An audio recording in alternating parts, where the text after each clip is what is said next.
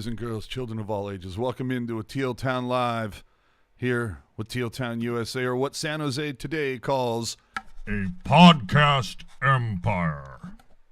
There you go. We're going to wrap up round one. We're going to preview round two. We're going to talk about Jake goddamn Oettinger. Holy shit, what the hell was he up to yesterday? But first, after we get into all those things, we have to ask, though. Find us on that social media, YouTube, Twitter, Instagram, Facebook, Reddit, whatever. And if you want to donate to the show, you can do it on the live stream using Super Chat or hit us up at Venmo, Teal Town USA. So here we go, guys. Round one is done. I'll start with you, Jerkman. Can you think of a more exciting round one? No, I can't. I think there were a lot of series in this round where I was actually like, ooh, okay, I got to watch this one, and then I want to watch this one. Whereas in years past, I'd pick 1, 2, maybe 3 that I actually actively will care about. But this year, I think I tried to watch at least one game from every series, and it was excitement all the way through. I mean, 5 of the 8 first-round series went to Game 7. Felt like 6. It's kind of hard to be very indifferent about that. Like it's exciting just on its own. Hey now, Ian, what about you, sir? Yeah, it's an interesting. It was an interesting first round. It's funny because I went 7 for 8 in the first round, but because of how the first round went, it's probably the least confident 7 of 8 I've ever done. There was some times in there where I'm like, man, I made some really dumb picks. Now, apparently I didn't. The only dumb pick I made was when I flipped a coin to see who would win against St. Louis and Minnesota. Coin flip lied. Stupid coin. Sounds like we got the same 7 out of 8. Yeah. Jerk 7 out of 8 for you? Yep, 7 out of 8. All right. Eric? 6 out of 8. I'll get off the show. Yeah, I'm out of here. That's why I thought Boston was going to get all the calls in Game 7, so that's why. 6 out of 8. I mean, all but one series went 6 games in the first round. I mean, it was a nice competitive series all around. You had New York and Pittsburgh in multiple overtimes and multiple games. I mean, Carolina. I mean, Auntie Ranta, Cam Ward did this bitch. I don't know.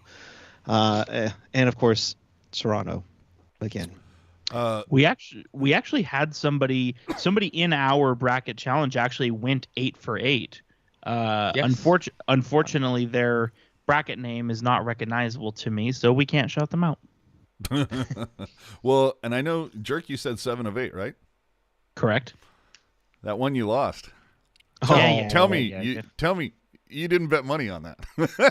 just put the $5 on your microphone and let's move on. All right. Let's hit up Florida and Washington. Florida over Washington in 6. Ian, I'll tell you this right now. After the first 2 games, I'm like, fuck, Washington's gonna beat Florida. Are you serious? Yeah. Interesting series for Florida. Early on, we saw some definite playoff Bobrovsky, and that scared me. Florida makes me really nervous because I think they had a lot more trouble with Washington than they probably should have.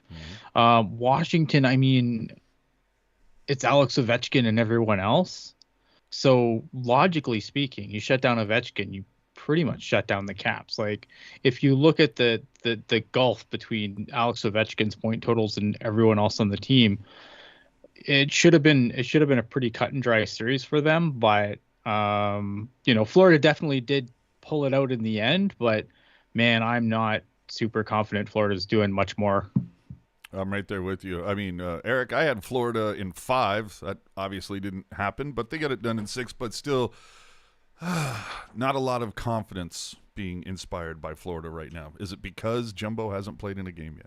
Obviously, because Jumbo hasn't played and made an impact in the series. But honestly, I think they were kind of surprised, but Bobrovsky can be up and down at times. And let's be honest here, guys, they were so close to being down 3-1 in the series. But Florida persevered. You can thank Connor Verhaeghe for saving their butts in a couple of those games. But yeah, I mean, Florida, you got through this round. Have fun against Tampa. Jerkman.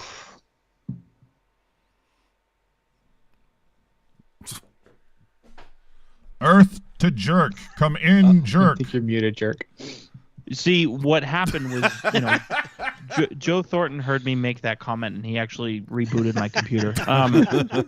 So I like what you said, Ian, about the fact that, yes, okay, Florida got the win, but it probably took them more time, more energy than it should have. And, I was, I had them in 6, which I was feeling okay. Froggy? Yeah, I was feeling a little froggy. Like maybe Washington will, or I'm sorry, I had them in 5. Jesus.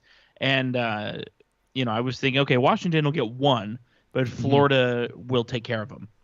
And the fact that Washington got 2, like you said, Ian, it made me a little unsettled for how good this team was in the regular season. And now you put them up against a Tampa Bay team who looked pretty uninspiring in round 1. But like I said, they're the sleeping giant. And it seemed like we're getting ahead of ourselves, but in Game 7 for Tampa Bay, Vasilevsky finally got his head on right. And so I see Florida having more of a struggle coming up here if Tampa is going to play the way they did in Game 7.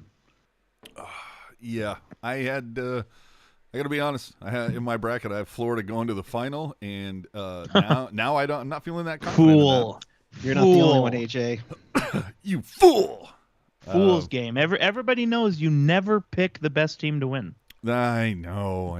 When's the last time the best team won? I'd love to know that. I don't know. Somebody looked that up. The last 2 years on it. And when I say best, I mean like statistically. Yeah. Mm. That is true. But anyway, I just want to shout out to a couple people in the chat. Denver, Dalton, I see you. We're going to be talking about your comments here soon enough. But let's move on to the next one. Tampa over Toronto in 7. Tampa fails to get past the first round for the 28th time in their last 15 years. That's what it feels like. Dude. I mean, why? Jerk. I had Tampa in my bracket, and I'm still rooting for Toronto. But at the end of the day, even when it goes to overtime, you're just like, yeah, figures. I mean, don't count out the sleeping giant, as I said before. But honestly, and this directly clashes with a lot of the dialogue that's been on my Twitter the last week. But this is maybe the one first round exit for Toronto where I'm just like, like last year against Montreal was brutal. And, in the bubble, when they didn't even make it to the first, they got so sick of losing in the first round, they decided to not even make the first round. Yeah. And they lost in round 0 to Columbus. Yeah. But this year I'm like, okay, 2-time defending Stanley Cup champion. You took them to 7. It was back and forth all the way through. Even the game, Game 7 went to overtime, right? And it's like I feel like this is the one Maple Leafs loss where it's like, I'm not. If I were a Maple Leafs fan, I don't know that I would be ready to get the pitchfork out. It seems to me, this series almost felt like, okay, it's going to be, we're going to decide the series based on 7 coin flips, and it felt literally that random and that up to the universe, if you will. I don't really feel like Toronto squandered anything. I don't really feel like they got absolutely just buckled in the Game 7. I just feel like they weren't hot at the right time. And I feel like this would be the one year. Of course, this is the one year where they'll probably make a major change, but I feel like this is the one year where they could justifiably keep the same group together. All right. Eric, you had Austin Matthews say something about before Game 7, we got to put our balls on the table and get it all out there.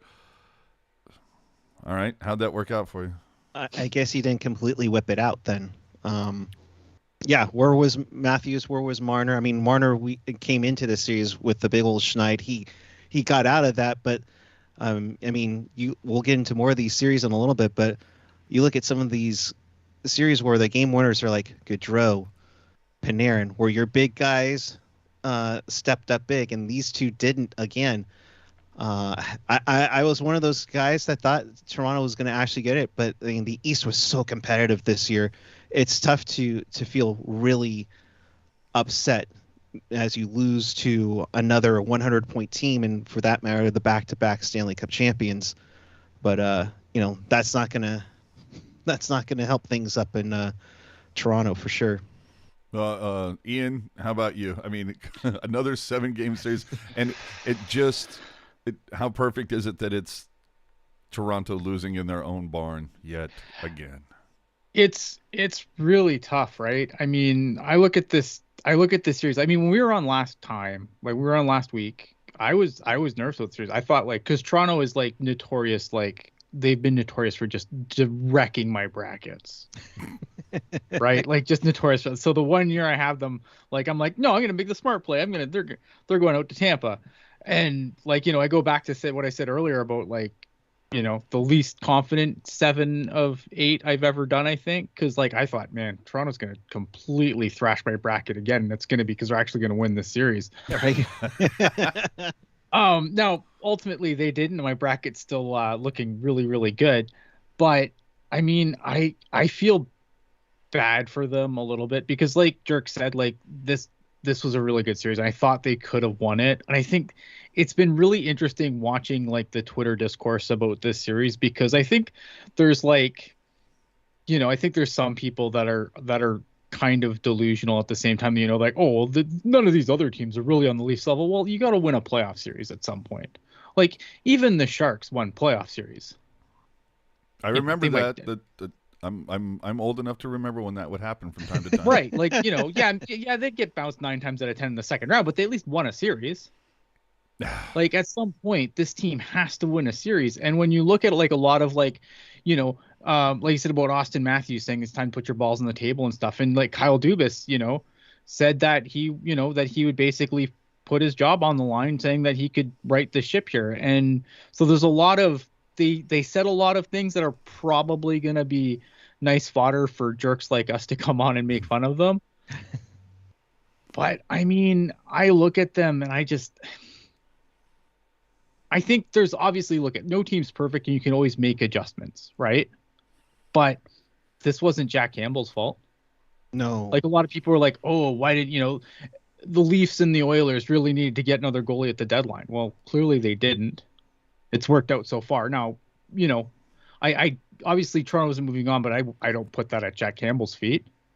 And, we'll talk about Edmonton later, but Mike Smith was great in that game. So, I mean, there's definitely tweaks that they're going to have to make here. And I think that they are a little top heavy. And I am so glad the Sharks are not paying John Tavares $14 million, because he's not worth 11. He sure is like worth 14. He's barely worth 8, I would say. Oof. Yeah. Like, since he's gotten there, he's looked like a 70-point guy, And those guys in this day and age, those guys make $7 million, $8 million. They don't make 11. Mm-hmm. God, what a ridiculous overpay. Yeah, I was listening to Overdrive today, and they were talking about, like, okay, maybe the plan of action for the Leafs series, you do something that shocks the system. Like, you say, hey, we're still in it, we're still going to compete, but we're going to kind of do this big move here to sort of, shuffle the deck, but like on the fly sort of thing. And, so I'm like, okay, that's an interesting thought experiment. And then they get through. It's like, well, you're not trading Matthews. And I'm like, yeah, you're right. And they're like, you're not trading Marner. And I'm like, well, I mean, you could, but whatever. Yeah, you're not gonna you're gonna get screwed in that deal though. Yeah, and then they say you obviously can't trade Tavares, and I'm like, well, why obviously, And then so they're like, it comes back to William Nylander, and I'm like, I'm just like, are you serious right now? Like, Nylander was aside from Austin Matthews, I think Nylander was the best forward in this series, and for what he brings to the table on a nightly basis, I think he's underpaid. And I think teams, absolutely. So many people on Twitter talking about, where's Nylander going to be next season? Dude, if the Leafs want to run him out of Toronto, run him right here. Yeah. Yeah. Jerk. Jerk, would you trade number 11 for him? Absolutely. I wouldn't even think twice about it. Yeah. Take it. Yeah.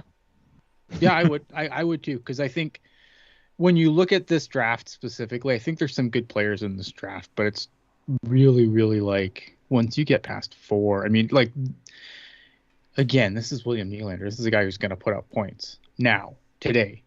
He's going to plug right into your lineup, right beside, where do you want to put him? Beside Hurdle?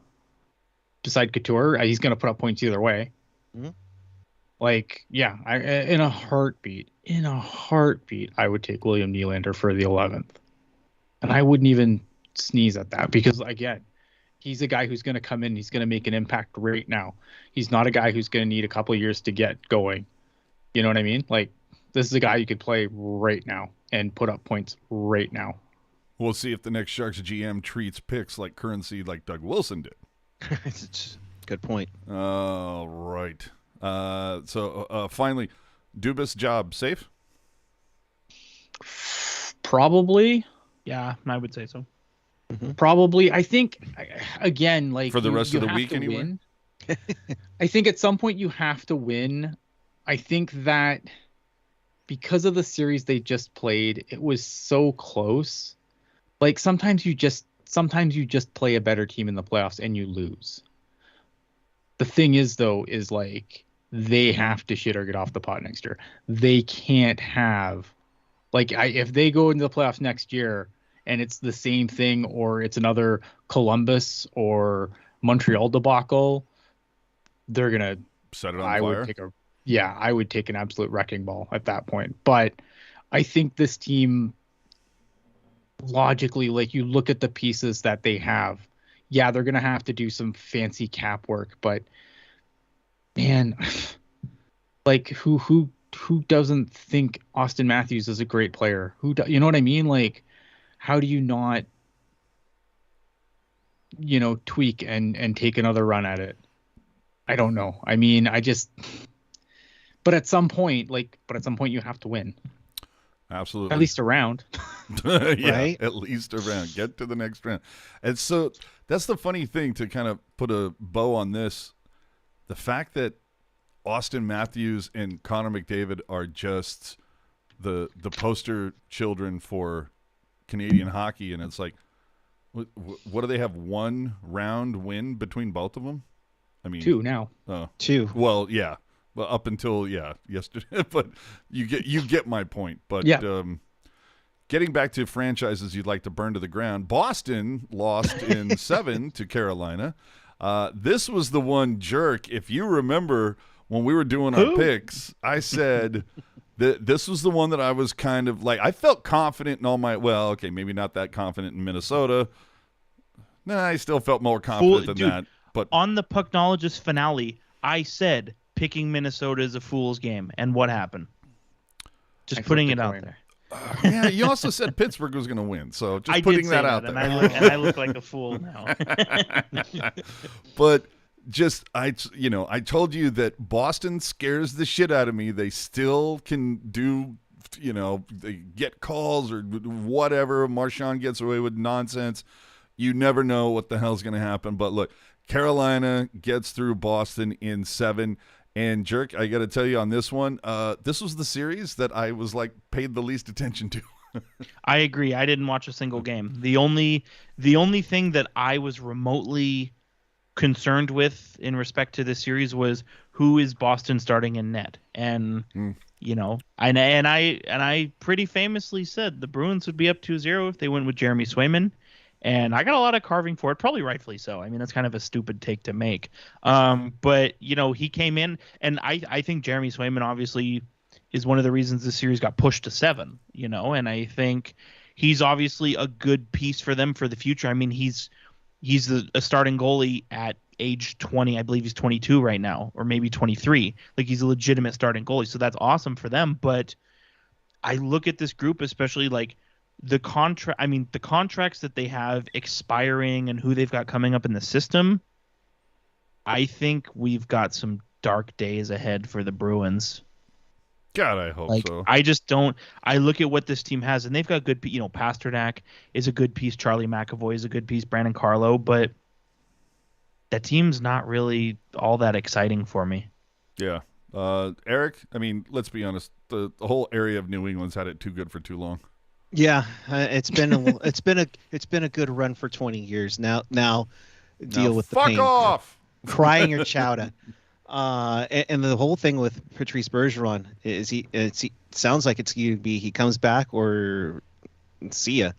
And I think if you say see ya, I mean, this is Brad Marchand's team to lead. I mean, I don't know. Yeah, this is a long run to go.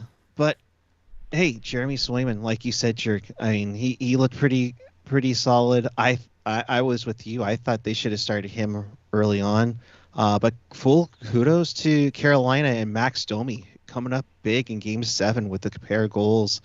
I don't know who do you.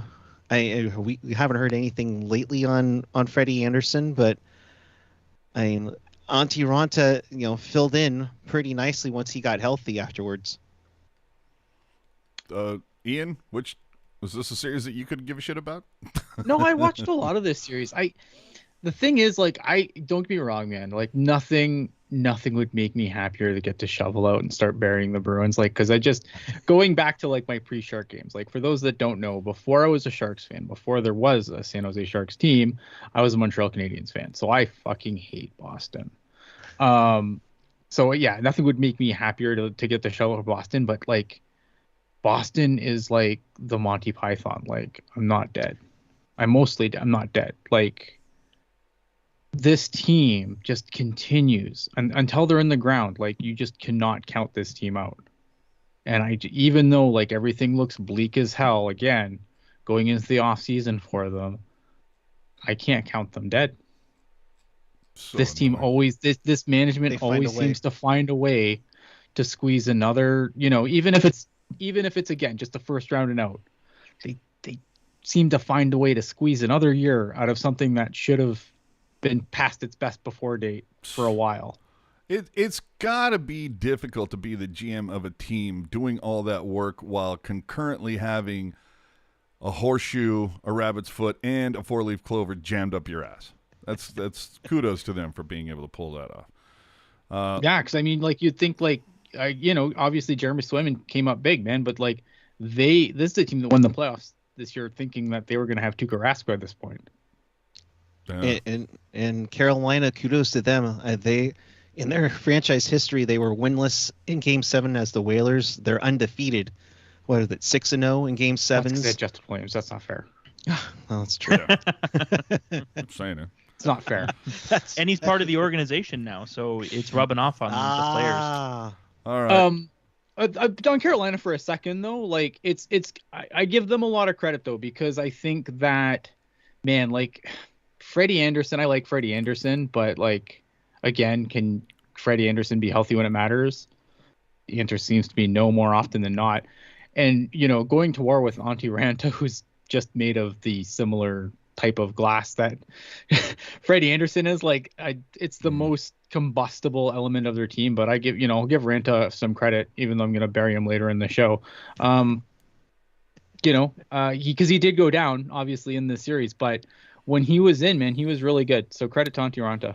Staying healthy, being made of glass reminds me of an $11.5 million defenseman. But we move on to New York over Pittsburgh.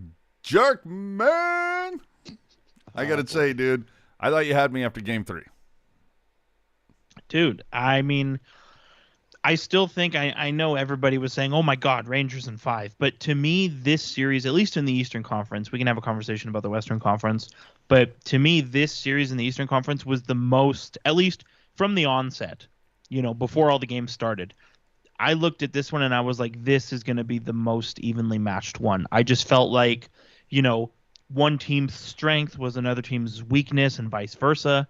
And I thought we were going to see the pendulum swing quite a bit. And I'll be honest, I was a little nervous when Pittsburgh had to put Louis Domingue in net, but that's when I was rubbing my hands together. But they found a way, and I mean, obviously you look at the series, and Ian mentioned last week Is this series going to be the one where the Rangers inevitably get that bloody nose before they're a true, legitimate, good team? And, the answer is no. They've got another round to see if they can, continue to dodge that punch. But I think more importantly, okay, the Rangers won. Yes, I picked the Penguins, but I'm not really all that shocked. The thing that I look at is where does Pittsburgh go from here? That's what I look at. They got a lot of guys who are unrestricted free agents. They have, you look at the series, it was mostly the people who had their hands on the wheel during the series for Pittsburgh were, for the most part, the guys that you wouldn't expect to have their hand on the wheel. Aside, yes, Jake Gensel had a goal in every game except for one, but beyond that, Evan Rodriguez, I believe, had three goals. Same with Danton Heinen. You just had, guys from all over the place, contributing on a given night, and it kind of felt like Evgeny Malkin. I know he had 3 goals as well, but it felt like, okay, Malkin didn't really show up in this series. Is that an indicator of him signing with another team next season? Well, Eric, is this the end of an era in Pittsburgh? That's what everybody's barking about on social media, with the exception of Craig Button, who lost his shit when that topic was brought up. It can be. You look at how slowly it went away for us in San Jose with Marlowe going, then Thornton, and then Pavelski. Those guys. Remember those guys? No? Yeah, and Malkin is better than those guys. Oh, that's true. You're right. Maybe Jimbo right now will fight. But okay, buddy. But yeah, it's gonna be to the end of it. The Pittsburgh, kind of like Boston, has just tried to retool on the fly and get younger players. We saw them go after Raquel in the trade deadline here. But yeah, you mentioned it earlier, Evan Rodriguez, and I really like this guy, Danton Heinen, who was originally a Bruin, then he was a Duck. He looks like he's going to be doing something. But honestly, I think it's up to Sid. What's he going to do? He's going to look around like, who the hell are you guys? And see where they're going. The Will Smith meme where everyone's like, where'd everyone go? Yeah, but it's also new ownership, so we'll see what goes on there. They have pockets in there. But as for the Rangers, kudos to them. I thought that if the Rangers were going to win this series, they were going to win it 6, and just leaning on Igor Shesterkin, and Shesterkin did decently. He got them the victories, but to me, he wasn't as lights out as he was in the regular season. So maybe that has Carolina chomping at the bit. We'll see. Yeah, I think credit to the Rangers. They won the series here. I don't know if there's a couple of things that happened, I think, that really changed the complexion of the series. One was obviously when Trouba hit Crosby, which I thought was a clean hit, but obviously Crosby was out for a couple of games. And up until that point, the Rangers did not have an answer for that line.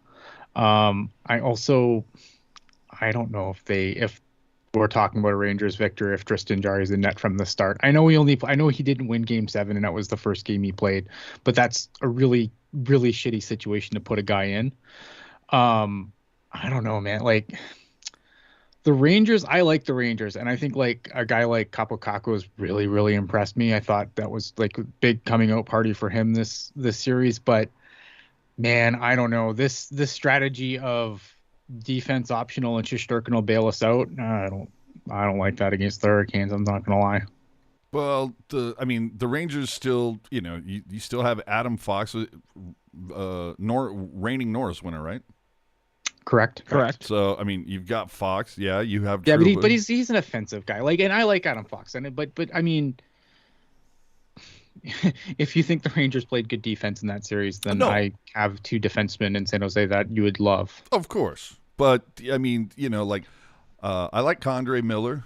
Mm-hmm. Yeah. Yep. So, I think my point being is that, look, you've got Breadman, you've got Kreider, you've got Zibanejad. Obviously this would have been done in 5 if Barclay Goodrow was healthy, right? Thank you. We'll see if they keep Vetrano over, but I do like Vetrano too. as do I. You still have Lafreniere coming up. So is this the start of something for New York? I mean, if you're building from the back end out, Shesterkin's a good way to start. So I just don't think the team defensively is good. You know what? You never want to like take away from a team when they win. I think if things kind of break a little bit differently and Pittsburgh's not playing the third string goalie, I don't think the Rangers pull that out. And I picked the Rangers to win the series, but I think if you do it over again, the way the Rangers, it's a team. It's their defensive structure. It's an X's and O's thing. Yeah. For me. And I'm not going to say Shesterkin was pedestrian, but no, he won them the series. Yeah, I was going to say if this was like mediocre Shesterkin, I'm going to be real interested to see what the next round brings for him. Let's move on here to the more fun conference, at least in my mind. The West. Colorado over Nashville in 4. Felt like it was 3. I had them in 5. Jerk, I mean, I don't know. Did you watch this series in order to time an egg? Well, it's funny. So we were watching, and what I like about what TNT has done is they'll put the score of a different game in the top right, and so we're watching game 1, Rangers Penguins, the one that went to triple overtime, and we see, oh, okay, they got the Avalanche score up. We'll put the horse eye on that, and then when overtime's over, it'll take us right to the Avalanche game. And then it was 5-0 at the end of the first period of game 1, and I'm like, you know what? I don't know if I want to watch this game. And yes, to Nashville's credit, there were times where they did find a way to look like they had a pulse, I guess is the best way to put it. But I mean, we talked about it on the Pucknologist finale. We talked about it last week. Like, nobody is going to be that surprised if Colorado just sort of waxes them and then moves on. And that's exactly what we saw. I mean, I think if memory serves, I believe Nashville had a lead in game 4 that they ended up squandering. Maybe I'm thinking game 3. But 4. Point being is that Nashville, despite not showing a whole lot of life when they did, really wasn't all that exciting. And like you said, AJ, I think they probably would have been, relieved had this series only gone 3 games. Probably would have felt better, but just a scotch better about themselves.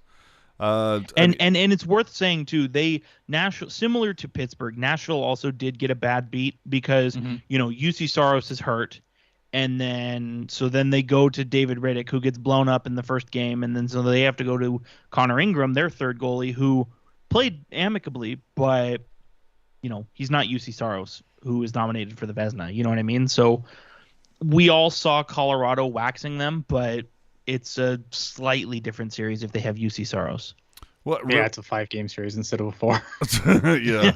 And Jerk, refresh my memory. If Nashville would have won the last day or whatever, they would have faced Calgary instead. Yeah, Nashville squandered a 4-0 lead against Arizona on the last day of the season. Yeah, I knew it was and ridiculous. had they won, it would have been Nashville, Calgary, and Colorado, Dallas. So Nashville, maybe you get one out of that. Who knows? All right. I mean, Eric, this is another series for the West. Colorado and Nashville. This was the series in the West that I really didn't pay attention to whatsoever because I thought it was fait accompli. Yeah, I mean, there is no reason to. I think. All right, Ian, what do you think? No reason to watch this shit. Who cares? I'll quote Dale Sutter as a waste of 8 games. Right? No, spot on, Ian.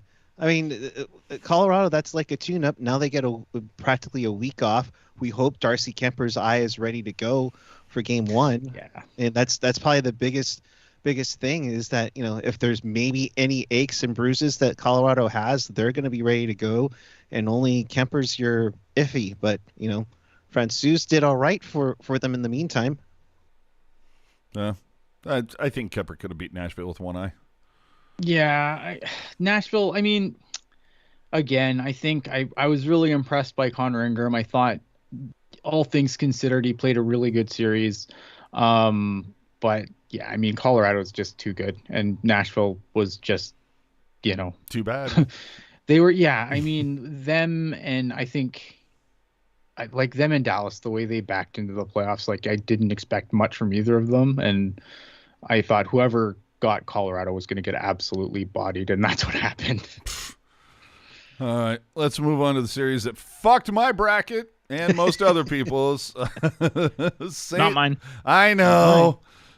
St. Louis over Minnesota in 6.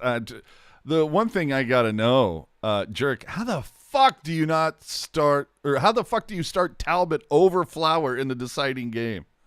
Because Flower had been very pedestrian. Yeah, but he responds well when everything's on the line.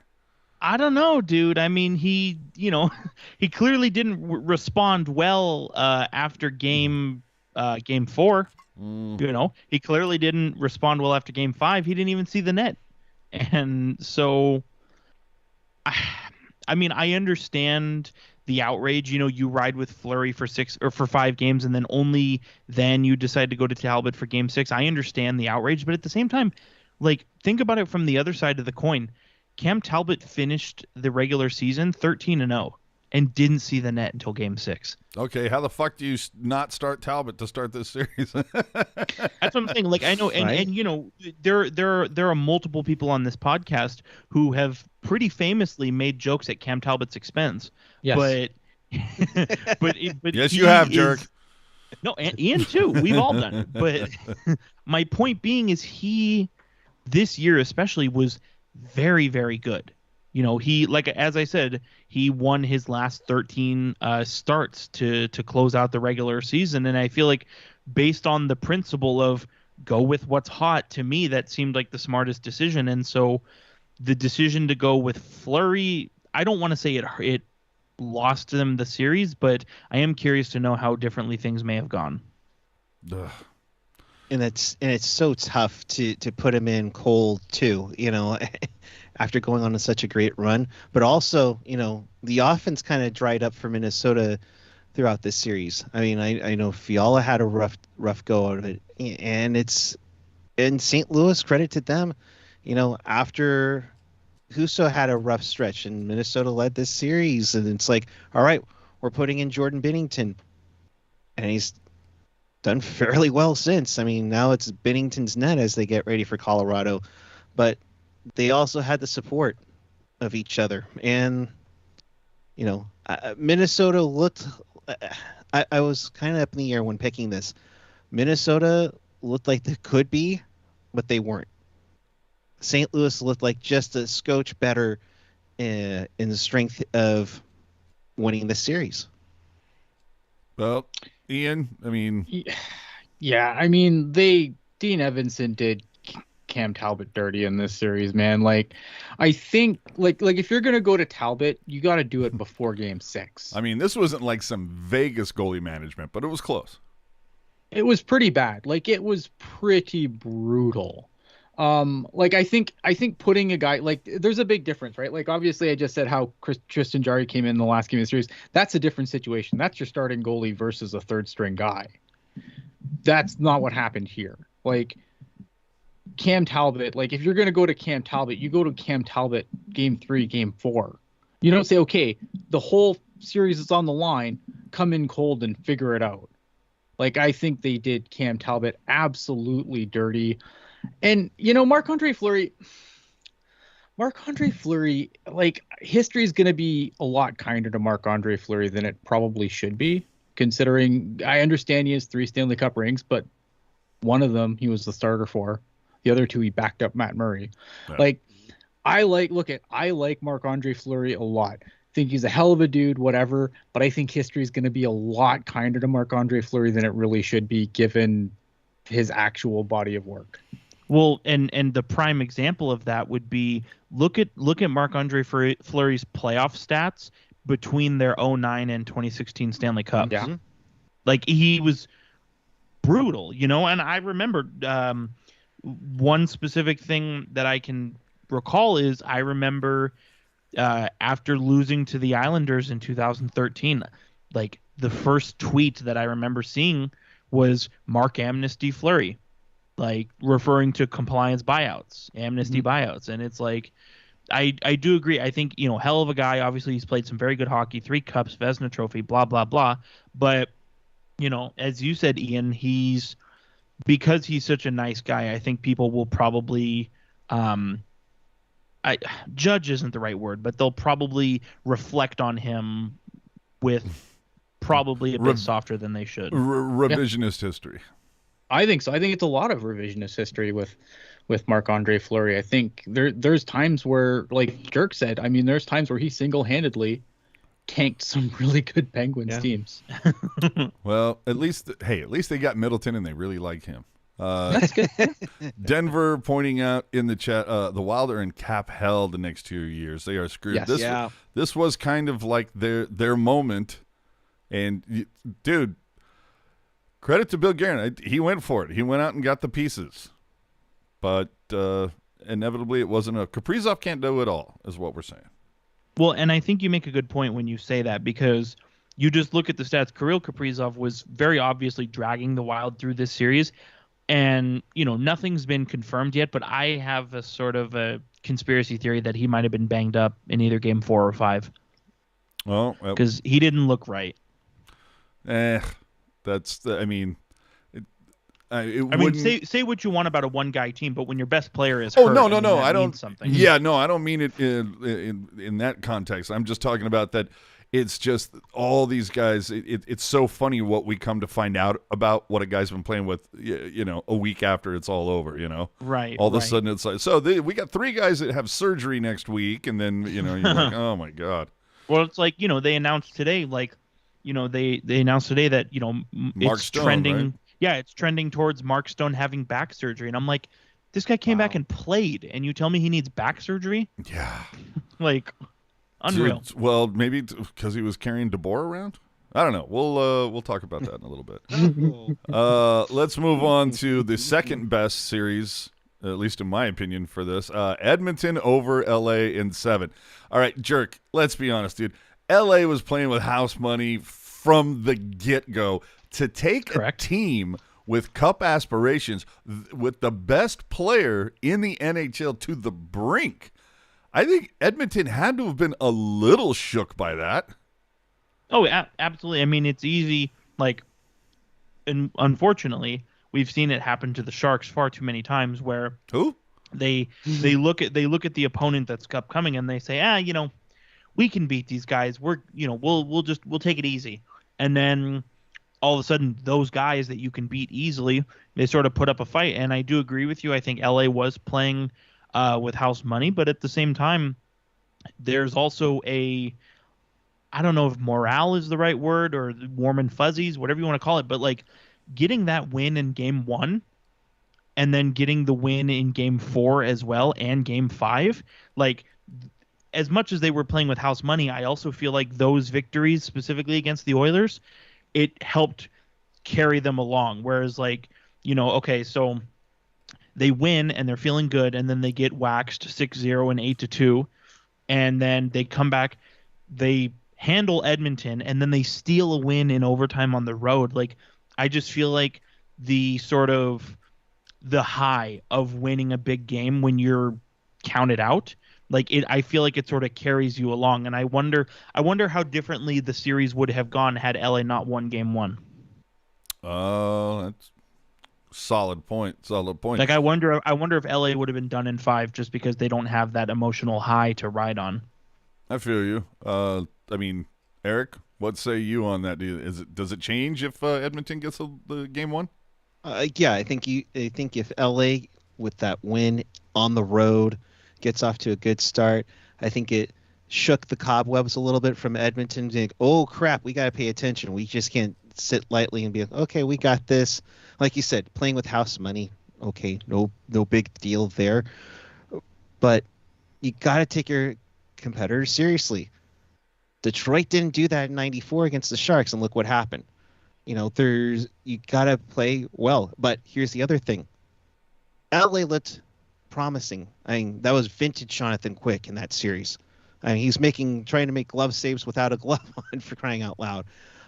But you saw the building of what Rob Lake's been doing in LA, with Jersey. I loved Kempe. and he really stepped it up big time in this series. On Edmonton's side, well, that 91 guy did a heck of a job for them. And currently leading the league in playoff goals. I mean, I thought Gensel's leading. I thought it was Kane. It was Kane before the Rangers game last night. My apologies. Second leading scorer. Correction. But I mean, you have Facts matter. Edmonton.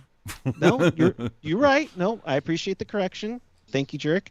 Sorry. But to me, they just wanted just a little bit more. Game 7 on their ice. They take it.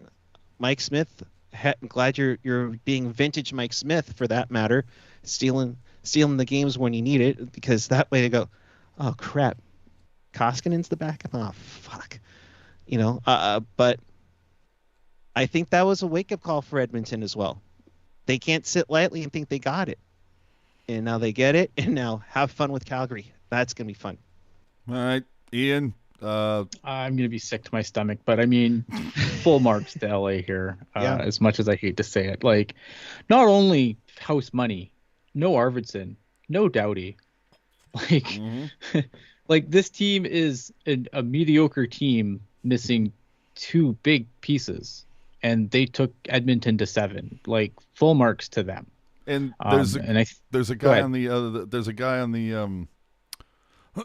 on the other bench that has like kept an eye. I mean, Woodcroft, I don't know if you've ever seen some of the interviews, but he has talked about, he's like, that's the one team that was like, that's who I focus on. If we don't beat anybody, let us beat LA. But go ahead, Ian.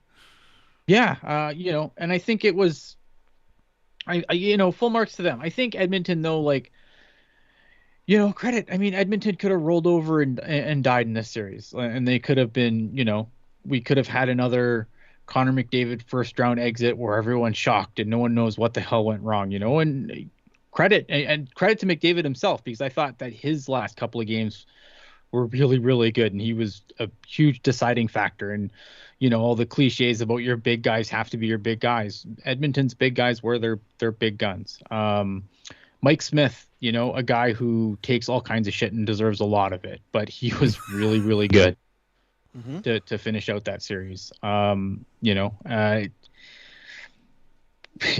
Edmonton going to go deep? I don't know, but I mean, if I can't imagine the hellfire, like, in contrast to Toronto, where Toronto lost to a really good team. Like, if Edmonton loses this series, like, again, LA had nothing to lose in this series. Edmonton had everything to lose. So, I mean, I'm am I happy for them? No, because they're going to be really good for some time to come, and it's going to be really annoying as Sharks fans. But and the team they beat is on the rise. So I don't know. It's just depressing all around now that I think of it. I'm done with this series. I don't talk about this anymore. But you know what though? Getting back to what you were saying though, this again reminds me a little bit of what we were, what it all comes down to is that Edmonton. It's like how confident can you be when a team that, let's be honest, like was lucky to be there, takes you to 7,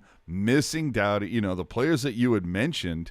Yeah. I don't know, man. It's going to be real interesting to see how Edmonton responds in the next round. But still, if they lose this series, like at that point, you would have to think at some point McDavid is just like, Edmonton gets burned to the ground. They're not Vancouver, so maybe not burned to the ground. Maybe that's a little, but I think little dramatic. Would think McDavid is just like, all right, you have 2 choices. You make me player/GM, or you fucking trade me because I can't take this anymore. The one thing too for that helped with LA in this series might expose them to, they got something building. Maybe you can go and sign in LA and be a part of something building up to another cup contender again. Sadly, and the thing about these playoffs, we talked about it earlier with New York, is like the start of something for New York. LA, this could be the start of, there was, now you ask Jerk, I was someone who liked LA this year. Yeah, only a little bit. Maybe I was a year too early, but I liked LA. But dude, I mean, Turcotte and Byfield, and you're eventually going to get out of the Quick contract. Damn, like Even then, Quick was good for them this year. yeah. He little bit of resurgence. He's got what, a year left, I think. Yeah, next year is his last year. Yeah, so maybe dude, never underestimate a guy playing in his contract year, my friend. Well, and here's the thing with that though is like Quick. I like Jonathan Quick. I've always been a Jonathan Quick guy, but his style of goaltending, like the way he is all lower body, like his joints are done. So I give him a lot of credit for still being able to continue and kind of modify a little bit, because you don't see him move around the bottom of the net like he used to because his knees just can't do it anymore. Mm-hmm. But I don't know. I honestly, I wonder how many more years Quick has left, because I think that you can tell that. Well, by Cop Friendly, he has 1 year left. Well, right, but I don't know. I mean, beyond that though, like, is that going to be it for Jonathan Quick, or does he have a few more years left in the tank? I'm curious, because I think that when you look at Quick of old, like peak Quick, and now you can tell that like the wear and tear on his body's definitely taken a toll on his style. No, I'm telling you right now, Quick already has his lifelong membership to the Dustin Brown golf course. Well, and I think, looking at LA as well, and we kind of talked about it all year, their blue line is very much it's a project. Sean Dursey was very good for them this year, but I look at their forwards, like this rebuild that they've been in the last few years, they've put out some very, very brutal groups of forwards, but you kind of look as I don't hate it. No, but that's the thing. Like, they stuck by Anze Kopitar. They kept him around. Obviously, he's the big guy. He wears the C, all that kind of stuff. But, acquiring Victor Arvidsson, signing Phil Deneau, putting Alex Iafallo in a good place. God damn, being patient with Adrian Kempe, he's a 35 goal guy this year after, barely hitting the teens every other year of his career, being patient with him. Trevor Moore found money. He was a throw-in on a trade with the Leafs, and he was stapled to their second line. He had almost 50 points. So LA, as much as they've been just absolutely brutal the last few years prior to this year, they've done a lot of good work, especially at forward, especially at goaltending. And so, AJ, while you say that you were probably a year ahead of things, I don't think too many people would give you a lot of grief for your pick. I feel you on that. But I mean, you got Byfield for a couple more years at that ELC, and you don't have a lot of long-term money committed. It's like, you have Kopitar, you have Deneau, I follow for another 3 seasons. But those are good players. That's what I'm saying. Whereas, like, pretty much, and Doughty, of course, but everybody else, it's like they have like 1 year left, or their FA. Like there's a lot of leverage, and they, what do they have in cap space? Going into next year, they're gonna have $20 million. Yeah, last I looked, you can get a couple of decent players at $20 million. Yeah, I mean, if I were them, I think if they want to do this again next year and go further, I think beyond Doughty and Matt Roy, and Sean Walker, they need to do a complete rebuild of that blue line. Get those three are fine. Get Sean Dursey more minutes, and then find some more consistently stable guys. And I think LA's in a good spot. Quick played good this year, as you mentioned, Ian. But Cal Peterson is right there as well. The forwards look good. Someone talked to Rob Blake about Magna and Meloche. I'm with you, Ian. The idea of LA being good again before the Sharks are, it does make me want to throw up a little bit. It does. But at the same time, you got to, what Rob Blake has done to this team is, it's worthy of a GM of the Year award, if you ask me. Yeah, it is. And again, and it shows that, again, you don't have to trade everyone away to rebuild. Like, I understand how people are upset with some of the money contracts on the Sharks, but for the most part, LA wrote out most of their contracts. Yeah, okay, they moved on from like Jeff Carter and Alec Martinez, I guess, would be another guy that went. But like, but there was guys that obviously they didn't want to move, like Kopitar, who I think anyone would be lucky to have Anze Kopitar in their lineup. And then you ride out the Dustin Brown, Doughty. I think Doughty's good, but I don't think he's worth his contract good. I think you could have a very similar conversation with Brent Burns as you would about Drew Doughty. and then Jonathan Quick. Yeah. Jonathan Quick was a contract that, again, I think that his style of play has been really hard on his body, and he's had to make some adjustments. And he's not the Jonathan Quick of old, but he's not garbage either. Well, I was hoping we were going to get through the first round of the first hour, and we were very close. We have to move on to what was arguably maybe one of the most unexpected series. But Jerkman, I only have 3 words for you, sir. Jake fucking Oettinger, brother. Yeah, it's amazing. From Dallas's perspective, it's amazing what happens, and I guess nudge, nudge, wink, wink, Bob Bugner. It's amazing what happens when you don't intentionally jam up a good young player. I mean, a lot of dominoes had to fall this year for Jake Oettinger to get the net, but he got it. He kept it. He played incredibly well. A lot of people are saying that is the goaltending performance of a lifetime that they've seen. I mean, a .954 save percentage against one of the highest scoring teams in the league in a 7-game series. And, the fact that, you just look at his record, 3-4, brutal record. But his numbers, they said it on the broadcast last night, and we kind of alluded to it here. If there's anybody on Dallas you point the finger at, Oettinger's not even in the room because he's gotten a well-deserved summer off. He's the one that's pointing. Yeah. He is literally the embodiment of, I had my guy. Yeah, exactly. And I think, of the teams that have been eliminated, aside from Pittsburgh, Dallas has me intrigued rather. It's very obviously very similar to Pittsburgh, whereas okay, so they took Calgary to 7 and we're all surprised and it's very awesome. But I look at Dallas the same way they look at Pittsburgh is where do they go from here? It's very obviously the Pavelski Hintz Robertson show, and I think despite the, myriad of injuries that Tyler Seguin's had to go through, I thought he was an effective player this year, but Jamie Benn needs to kick rocks. I was going to say, you look at Alexander Radulov only played 3 games in the playoffs. He's probably gone. He's a free agent. Jamie Benn, shell of his former self. Dude, and he makes Vlasic look young.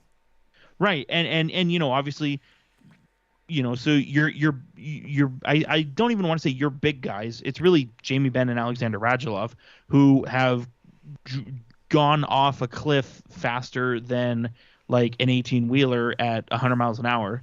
And I thought the blue line I thought was decent for them in the series, but again, they had to rely too much on Jake Oettinger, and Guy was up to the task, but chances are you're not going to win a series when you put everything in the hands of your goalie. And they've had some young guys who have not stepped up. I like Jacob Peterson. I thought he's done well, but Dennis Gurianov, after the bubble, he's been a ghost. Dude, I know. Yeah. Who's the other guy? The K. Yoel Kiviranta is another guy. I don't think expectations for him were particularly high. Yeah, but in the bubble, dude, we kept on bringing up both those guys. Yeah, Gurianov, hope people. for sure. Yeah, you hope people take that next step, but specifically Gurianov and Kiviranta. I mean, you just wonder. Those are some younger guys. You wonder where they go from here.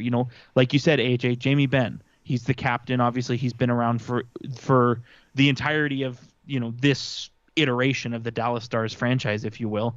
Where do they go from there? I feel like that's a lot of teams who lost in the first round here. Dallas, as I said, Pittsburgh as well. They need to take a step back and they need to ask themselves that question. Let me ask you one follow-up. Is it odd to you, or is it just kind of expected that once we said the name Otter, Ryan was completely quiet in the chat and then boom, pops his head up? No, you know what? I was actually going to mention how juiced Ryan was about Jake Oettinger, but I didn't want to give him the satisfaction. And he came out of whatever. Dude, he straight prairie dogged the chat, dude. We said Otter, and he said, whoop. Oh Yeah. man. You All know right. who else was really pumped Jake Ottinger's tire before he got drafted? Zach. Zach always talked Oh, about Jake yeah. Ottinger. Oh yeah. Zach Devine Mm-hmm. was juiced for him. It kind of goes away from everybody saying, "Oh, be careful about drafting a goalie in the first round." I mean, he did a hell of a job, especially late in Game 7. My God, it was craziness to see. But I mean, you've seen it with Ottinger this playoff series, and have fun signing that contract, Dallas, along with Jason Robertson. Yeah, Yeah. Well, I mean, luckily, shoot. Well, luckily Pavelski for gave him a them, haircut. yeah, Pavelski did him a solid, but no, and you know what, Puckeye, I think that does kind of tag on to, the where do they go from here? The thing in Dallas's favor, rightly or wrongly, is that Robertson and Ottinger both don't have arbitration rights. Oh. So, I think it would be kind of a greasy move for Jim Nill to bend both of them over, but I wouldn't be surprised. Stranger things have happened, my friend. Last looks on the Calgary-Dallas series. Anybody else? I don't know. I mean, Calgary probably shouldn't have had as much trouble with Dallas as they did. And maybe if Jake Ottinger doesn't stand on his head, maybe this series isn't as close as he made it look. But man, I don't know what to make of this Dallas team. Like, to me, this Dallas team's a shit team with one line and a goalie. Yeah, And we were saying that before. And they somehow pieced it together. You got the hot goaltender, like we've always said, watch out for whenever, and they made it an interesting one. But yeah, Calgary, if It's a shit team.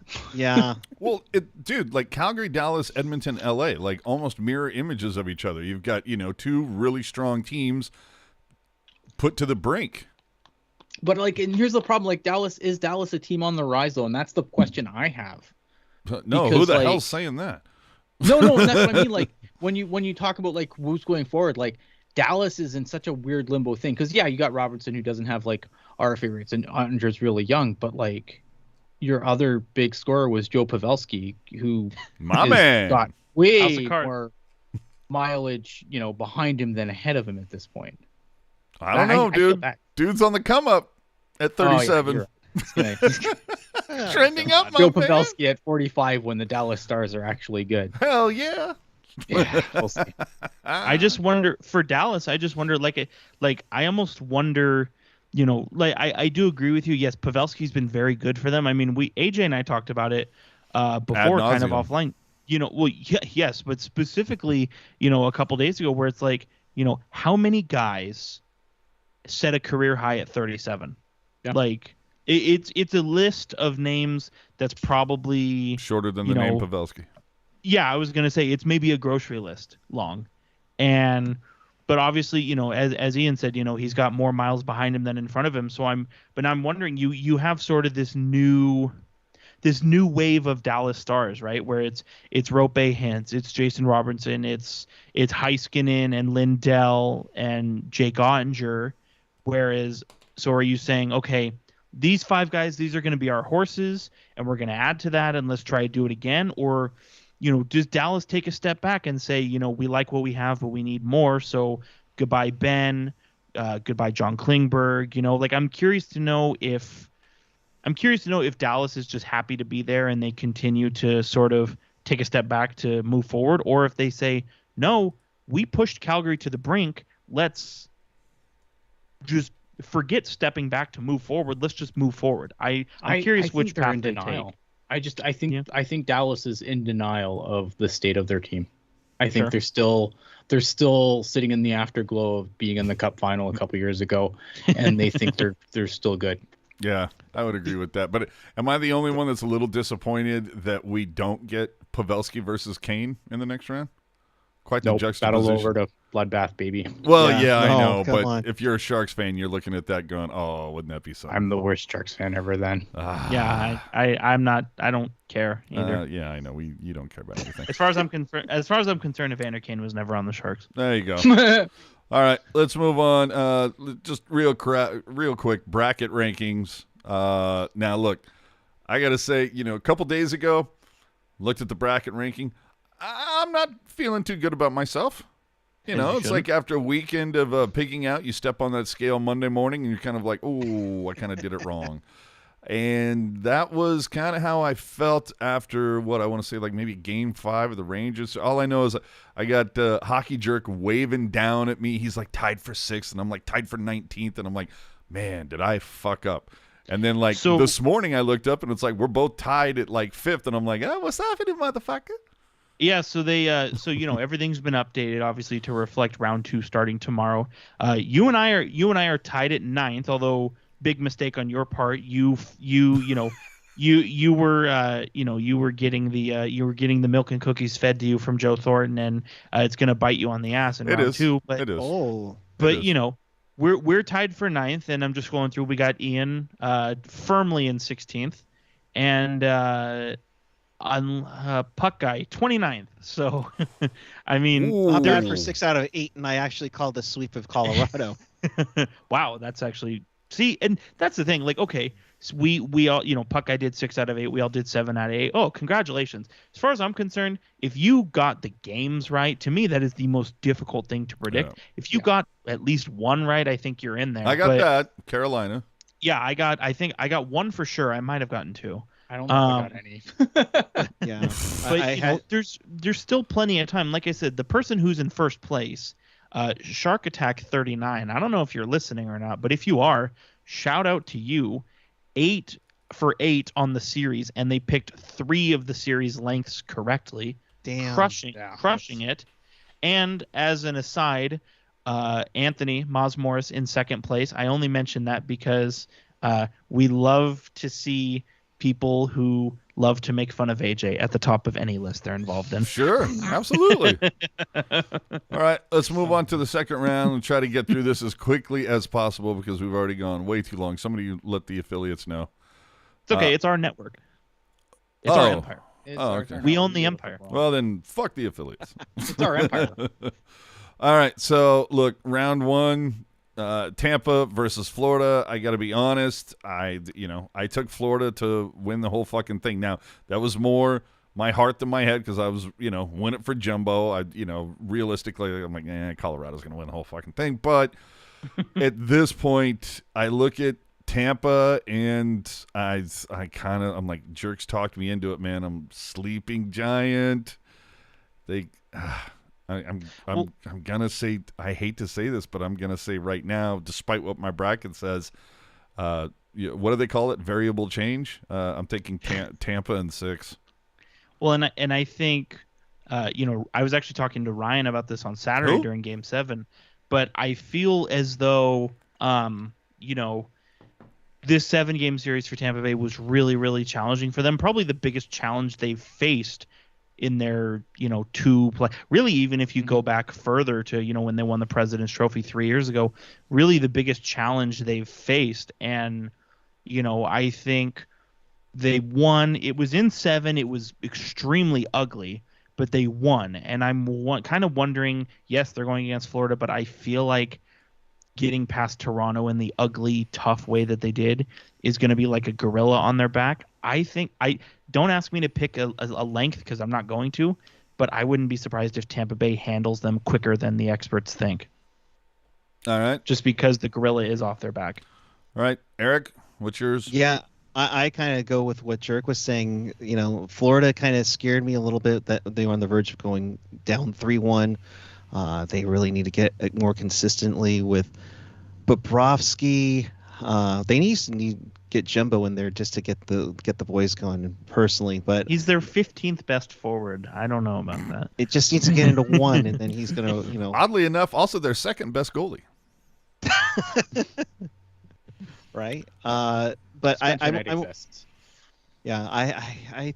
just think unfortunately it's going to be Tampa, and I'm with you, Jerk. I think I'm going to be a little bit bold, go against what I have for my bracket, Tampa in 5. Wow. Right. Yeah, I can see it. Everybody watching in the chat, let us know who you think is going to take this, Tampa or Florida, how many games. Ian, what do you say? Tampa in 6. Again, I think Vasilevsky really came on as I didn't think he was that good to start the series, but I thought he came on a lot at the end. Braden Point concerns me. With the way was it game 7 he went down, or game 6 or game 7 Game he went 7. down. That concerns me a little bit. But I just look. You want to talk about? You talked earlier about monkeys on the back. Well, Tampa's a big monkey for Florida to. Like Florida has to, if Florida's going to do anything, they have to beat the Lightning, and the road was always going to go through Tampa for them. And I won't believe it until I see it. So I'm going Tampa. All right. Let's say in Ryan pointing this out, if only Edmonton was back in their blues like they will be next year. But yeah, it's all red blue this year.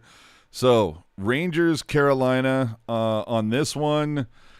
I'm riding the Ranger train till she dies. Rangers in 7. Jerk.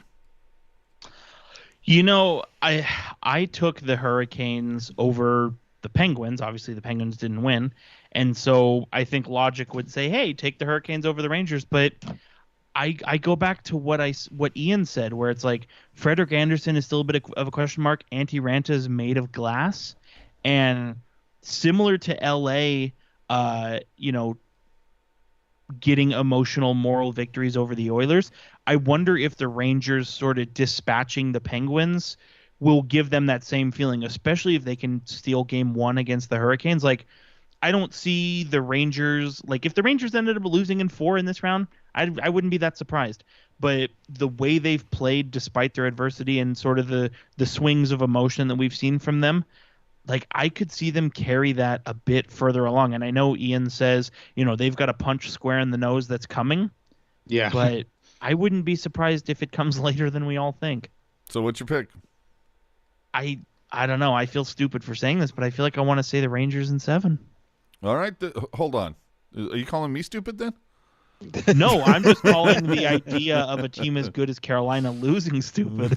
All right. Puck guy. Yeah, it's tough. If the goaltender situation in Carolina was a lot easier to figure out, and I just keep looking to see if there's any updates on Freddie, I would say maybe give a slight edge to Carolina, and I love me some Max Domi, but I think the Rangers can pull this one out. Will Barclay Goodrow get back in the lineup? I doubt it, but I don't think they need them right now. They're on a good run right now. The battle of Tony DeAngelo. I guess you can call it, but Rangers in 7. Oh, Ian, certainly not the tiebreaker. Go ahead. Yeah, sorry. Be the hero. I can't be the hero because my bracket says the Rangers are going to the conference final, and I'm going to stick with that. Although I will say this, the Rangers are probably one of the worst 5v5 teams left in the playoffs. And that gives me a great deal of concern. But I think goaltending wins playoff series, and I will take Shesterkin over Antti Ranta any day of the week. There you go. How many games? 7. Because I don't fuck. Wow. This might be this might be the only time we've ever unanimously agreed on if I had a anything. coin, I'd flip it right now, but I just figured whatever, I'll go with my bracket. But if I had a coin in my pocket, I'd probably have flipped it on air. Yeah, that worked out real well for you in the first round. Well, pal. It did not work very well in the first round. Let's fuel to the fire, okay? Heads Rangers, tails Hurricanes. Here we go. Heads. Rangers are going to win. There you go. That's all that matters. There you have it. Our very expert analysis. Shout out to this coin flipping website that I found on Google. Didn't even use a real coin. Alden coming in says no three-peat for the Lightning. Cats in 7. We'll see how that happens. No one happens. left in the field that's going to stop them from getting there. I know. Alden also saying Head says Carolina in 6. Hart says Goody and Bronner in 7. Dig it. Vasilevsky still hasn't lost consecutive games in the playoffs in forever. Yeah, that's too. true. All right, let's move on to the more fun division. Conference.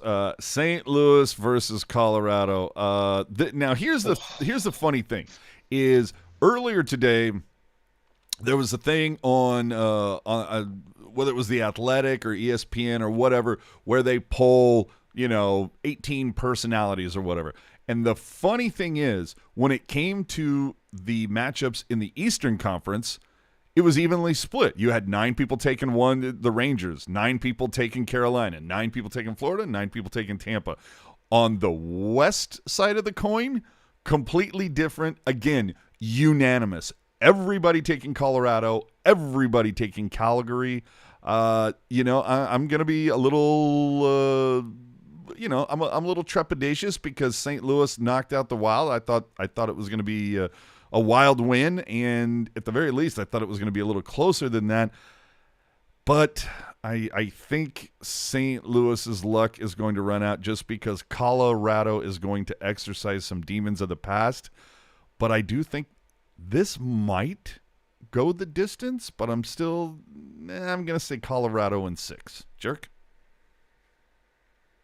Yeah, I agree with you. I mean, as I said, I thought picking Minnesota was a fool's game on your part. Oh my God, I get it. All right. And no, but honestly, I feel like the Blues, I kind of feel like everybody was sleeping on the Blues a little bit, right? I mean, they led the league in 20 goal scorers. Like, they score a stupid amount of goals.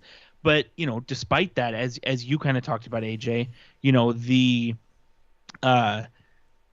Blues, as good as they are, I think Colorado is better than them, and just top to bottom, I think the goaltending is better. The defense is much better, especially St. Louis has dealt with injuries, and, all their guys they're back and they're playing, but are they 100%? Who's to say?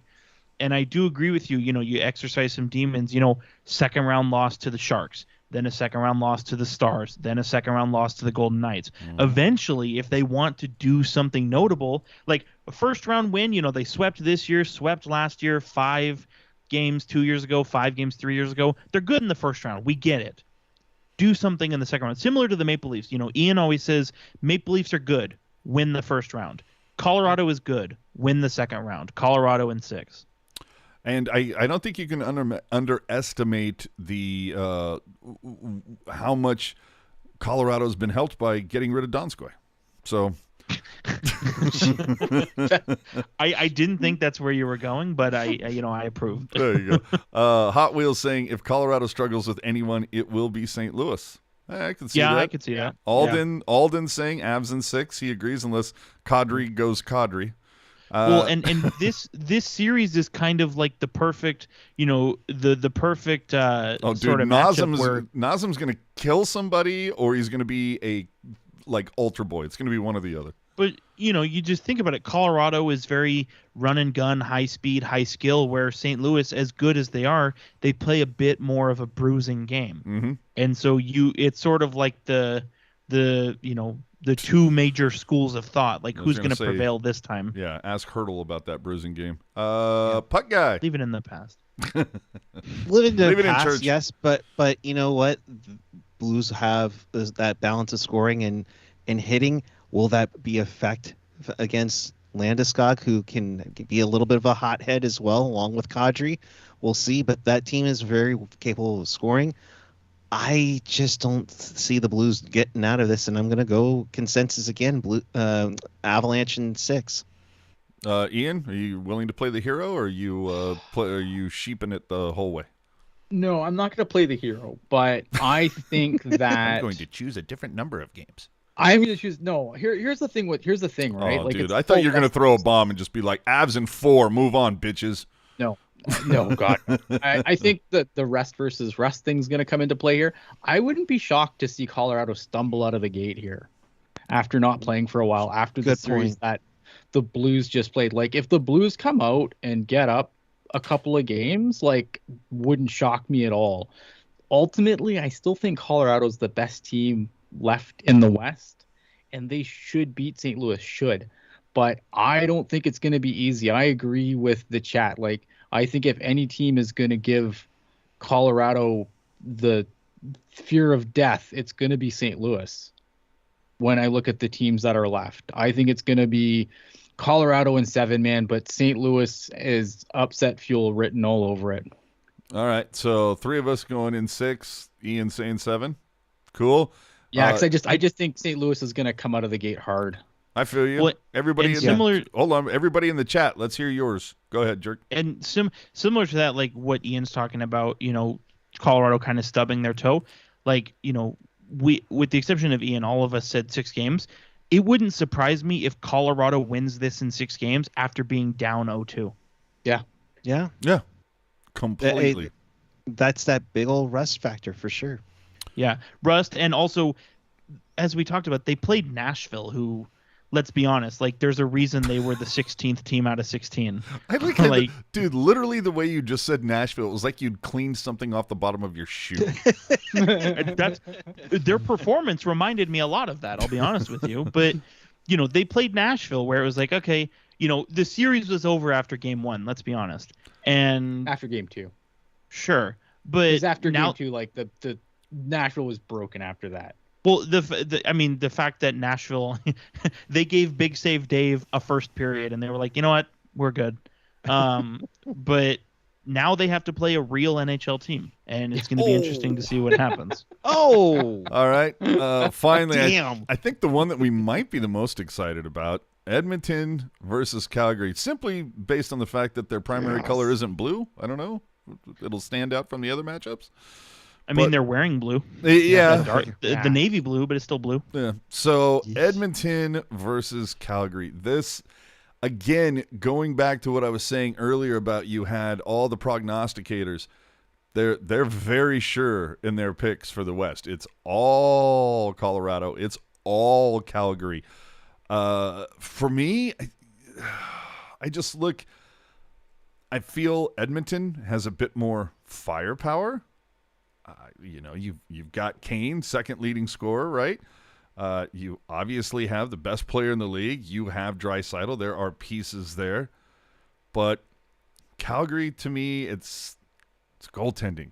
When you match up that, like, not to disparage Smith, he's had a good run, but I have more faith in Markstrom. And if you go and look at Hockey Jerk's Twitter, he told you last night. Gaudreau, he's broken the narrative after last night. So maybe Gaudreau stands out in this one. Maybe Lucic goes and kills Connor McDavid. We don't know. But this is another one. I hope this goes the distance, but I'm going to go with Calgary in 7, Jerk. Yeah, I like that you mentioned, Johnny Gaudreau kind of getting the monkey off his back a little bit with the OT winner last night. And as much as it's been very fun for me to call out Johnny Gaudreau in the playoffs the last few years, but he finally broke through last night. And I wonder if that's just going to be off the races for him, where, I wouldn't be surprised if this game I think this series is going to go 7 games. I'm with you, AJ. Mm-hmm. But I wouldn't be surprised if Gaudreau's, similar to Jake Gensel last round, a goal in every game, just because that monkey is off the back. And, the goaltending matchup is very obviously in Calgary's favor, as you mentioned. I think Calgary's defense is better. Yes, Edmonton has more high-end talent, but Calgary's depth talent is much better. Yep. And worth saying, and I know you just threw it up on the live video as well, Leon Draisaitl has what people are thinking is a high ankle sprain. And yes, he played in Game 7. Wasn't easy. So it wasn't a case of being pissy. It's No. something- Okay. And it's just, you wonder, yes, Draisaitl is one guy, pretty big guy, So your take is? Calgary in 7 games. All right, same as me. Puck guy. Yeah, I'm kind of in the consensus as well. I think Calgary has a better goaltending, like you said. Granted, Mike Smith can steal a game. Edmonton, to me, I think has the better offensive power. But you also look at, not just Gaudreau, but you also have Toffoli, Mangiapane, among the likes. And they're also a bruising team, too. I think they're going to beat these guys up, kind of like what St. Louis did to San Jose a few years ago in the conference final. And I just look at it as Calgary's just a scotch better team overall, and I say they win in 6. Ian, I mean, obviously Calgary has the more grizzled veteran behind the bench. He's been there a couple times, knows how to get it done, where Woodcroft, He's been around. He's been around too. Here's the thing, but you know what though? I will say this though. Uh-oh, hero alert coming. No, not hero alert, but I thought Daryl Sutter, like as much as I don't think much of Rick Bowness, I think Rick Bowness kind of Coach Sutter for a lot of that series against Dallas. Really? I think that series went a little bit longer than it should. To me, this is one of those. This series is going to be awesome. Like these teams absolutely hate each other, and it's playoffs. The key for me is going to be Tkachuk, because I think Tkachuk, when they started the series against Dallas, spent too much time trying to be Ryan Reeves when he's a much better player than Ryan Reeves. Yes, he can be annoying and he can be pesty, but this guy has all the offensive talent in the world, right? Is he going to spend another half a series trying to be Ryan Reeves when he should be scoring goals? Well, and it's That, weird. to me, is the key. Weird. Why do you want to be Ryan Reeves when you have Lucic on your team? Exactly. Because he's better at it. True. So With the scoring touch. so what's your take then? I'm going to be here in the number of games. I don't think the series is going to go as long as people want it to, because I think Calgary in 5, man. Oh, dig it. Well, I think that Calgary, like, yes, Edmonton has the higher end talent, and maybe if Edmonton's going to win this series, McDavid's going to have to drag them kicking and screaming over the line. But I think that, if you can get Tkachuk to find that perfect balance between being a scoring threat and just driving McDavid crazy, I think we've seen Edmonton unravel during the regular season playing Calgary. I think if they can get under McDavid's skin, Leon Draisaitl not being 100%, again, I'll take Markstrom over Mark Smith or Mike Smith any day of the week. I think it's gonna be end quicker than we want it to, but it's gonna be glorious. It's gonna be the best 5 games we've ever watched. And it's gonna be the playoff. Like this is gonna be the series that we talk about at the end of the playoffs. Go ahead, Sir Jerk. Sorry. Totally. And the other thing here to point out as well is, yes, Calgary, they ultimately got the win against Dallas, but you look at their players, Elias Lindholm, only 5 points in the series, Toffoli 2 points with 1 goal. Same thing with Mangiapane. Blake Coleman had an assist in 7 games. There are a handful of guys on Calgary who, if you're a Flames fan, you obviously hope, but just as somebody who has watched the sport, you kind of say, okay, these guys got another level to get to. They sort of floated by in round 1, and now in round 2, they need to kick it into gear and they need to get back to where they were during the regular season. Whereas you look at the Edmonton Oilers, Evander Kane, despite what you may say about him as a person, he was probably their best player in the series besides Connor McDavid. Leon Draisaitl played very well, as did Nugent Hopkins. You maybe want more from a Yamamoto and a Puljujärvi, but I feel like in terms of the offense, I feel Edmonton has sort of emptied the tank on LA, whereas I feel Calgary's got another level to get to. And so even though I said 7 games because I think this series will be like a bloodbath. Yeah, I do wonder if Calgary finds a way to clean up and handle it closer to what Ian is thinking. Yeah, and in the I'm chat, already too, leaning I 6 want to point now. out something in the chat, and I'm on the wrong track, because I think chat's more accurate. Hot Wheels 84 saying, maybe it's not McDavid you need to pull off his game. It's just Evander Kane you need to get running around like a chicken with his head, because we've seen Evander Kane run around like a chicken with his head cut off. Dude, I was just about to bring Very up, and I'm good like, point. dude, you're facing a team with Lucic and Tkachuk. Yeah. I'm like, I'm already setting the over-under at a half a game of the suspension for Kane. Like, dude. Hammer the over. Hammer it. That's what I'm saying. Like, it would be the least shocking to me to see Evander Kane get a suspension in this game. But I am a fan, as you know, of Chaos. I'm a card-carrying member of the Ian Chaos Club. How great would it be just to see McDavid make it to the second round for just the second time and then get his ass swept? I would like that. I got if we're talking I wish chaos. good things for McDavid. I just want Evander Kane to fuck off. Well, that too. Yeah. It's No, just, I'm with you. It's Kane is McDavid is just the collateral damage from that dream coming true. Yep. Right. And in watching game 7 of the Oilers Kings game, you see you see McDavid's celebration when he gets that goal. Like, you can't help but feel pumped for him because, like, he's the guy, shows up every day, does what he needs to do, and it's kind of the supporting cast that has let him down. That said, in the name of chaos, in the name of agitating, in the name of all of it, this one, right at AJ, I don't know if you want to put another $5 on this or not. Well, I keep winning. in before McDavid gets a fine for slashing. Oh, I think you mentioned Lucic. You mentioned Tkachuk. You didn't even mention Dylan Dubé. Who? I think McDavid is going to get pushed over the edge in this series. No, I hope they both. Dude, McDavid and Kane dual suspensions. That would be great. If that happens, you heard it here first. I'm just saying.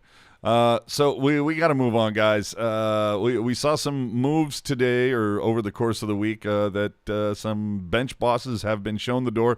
The Islanders fired Trotz. I don't know who wants to go first on this, but I'm a little shocked by that. Like, I get that the Islanders so did not meet where the expectations were this year, but Trotz has one hell of a resume. Like, I feel like he's earned like a shitty year. Yeah, I mean, won a cup with Washington in 2018, gets the Islanders 2019 Jack Adams, and then gets them to the Final Four back-to-back years, and then you have to start the first month and a half on the road. Come on, Lou. Anybody else? I just think it comes down to his relationship with the player personnel, specifically Matthew Barzal. And I know that fire has already kind of been put out. You know, the Trotz Barzal feud, it doesn't exist. You know, you already have people saying that. But yeah, you know, Trotz did help Matt Barzal developed his defensive game, no doubt about that. But it was at the expense of his offensive talent. And I wonder, even though the Islanders are built as that defensively stout kind of bruiser, stick check the hell out of you, I wonder at the same time if they recognize where the Eastern Conference is going and realize that they need to, you know, enhance the offensive silky skill as opposed to making it a secondary. Well, like the Sharks going from DeBoer to Bugner, Ian, they go from Trotz to Lambert. Yeah, I think I kind of wonder if this was another factor too, because I think Lambert was a guy who I think a lot of teams were going to want to talk to this summer. So I kind of wonder if they were like, oh, well, you know, we can just get rid of Trotz. I don't understand. Like, I think, remember how I said earlier how like history is going to be a lot kinder to Marc-Andre Fleury than it should be? Mm-hmm. Ditto Lou Lamoriello. All right. Agreed. Speaking of fired coaches, Peter DeBoer shown the door. And Team then, fuck that guy. Yeah, and not long afterwards, we also heard that Steve Spott, and I can't remember the other guy. Anybody? Other guy. Yeah, other guy also got shown the door. I mean, Steve Spott should have been shown the door, like, I don't know, 2 teams ago. Yeah, exactly. You right? What the shit? But look, I always got to call that Gen X because he said it. He said, "Look, the first year of DeBoer is the best DeBoer, and after that, it never gets better." So I think that's not the story here, though. The story here is we talk about the way that he completely Vegas. fucked up his goaltending situation. No, that too. No, but we talk about Vegas being so ruthless and going through players and blah blah blah blah blah. This is their third coach in 5 years. But the Sharks had 3 coaches in 5 years. The Sharks weren't a good team, though, their first 5 years. Other than this year, How rude. Vegas has been a playoff team. And up until this year, like in previous years, they were a heavily favored playoff team at that. Right. This year, things kind of go off the rails for them. Obviously, injuries, although the gentleman at Sinbin put out a really good article. It's like the front office is going to blame injuries.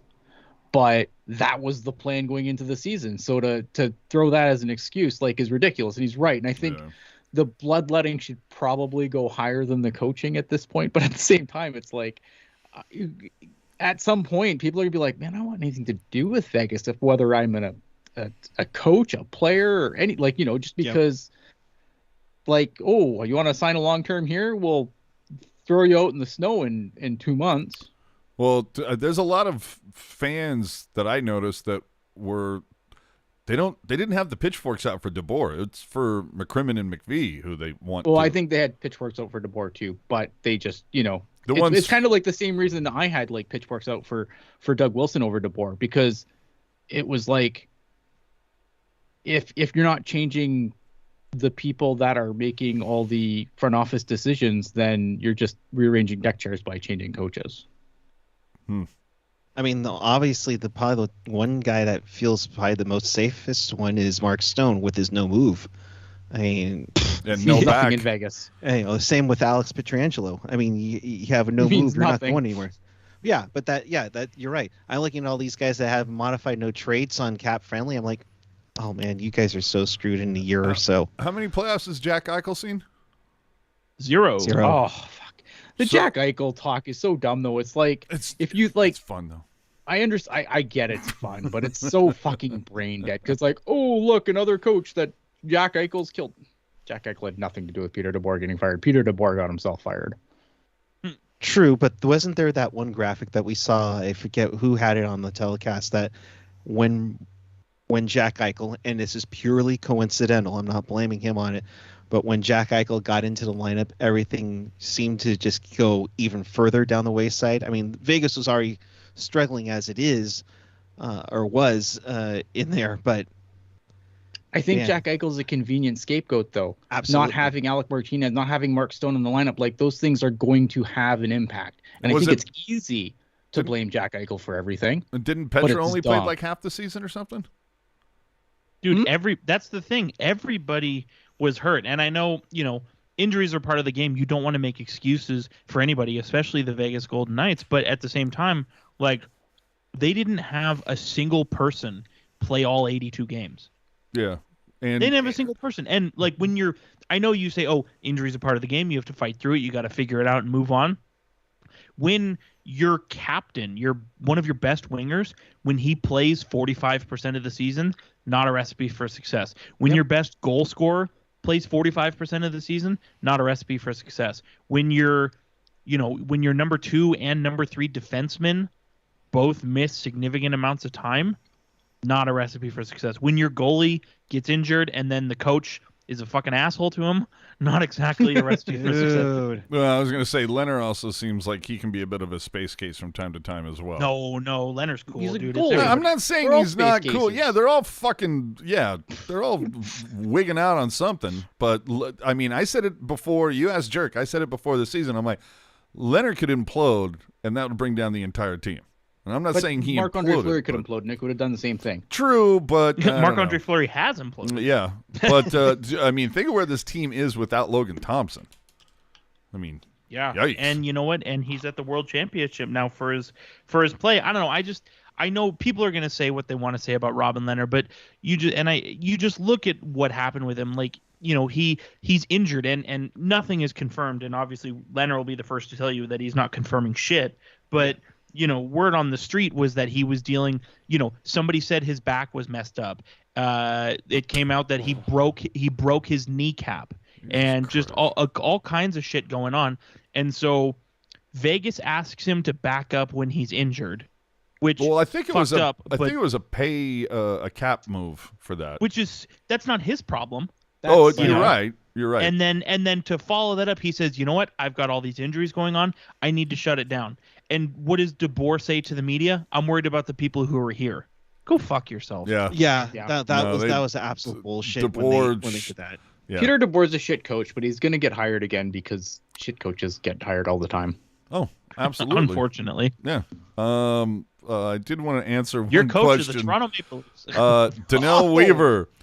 Who do you guys have winning in each series? Danelle, do us a favor. Roll it back about 40 minutes and you'll find out. You'll get it all.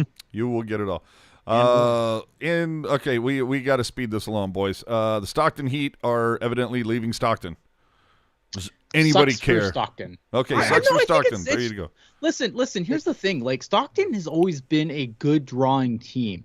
I don't know what happened this year. Like, I don't know if it's a COVID thing this year where they weren't able to do capacity or whatever. Like this year, their attendance is like about 1,700 averaging, but like this is a team that generally, like back in 16, 17, like they were a 4,500 average seat team in the AHL. That's really good for an AHL team. Well, Especially one in California. to be fair, Stockton makes Calgary look like Manhattan, but yes.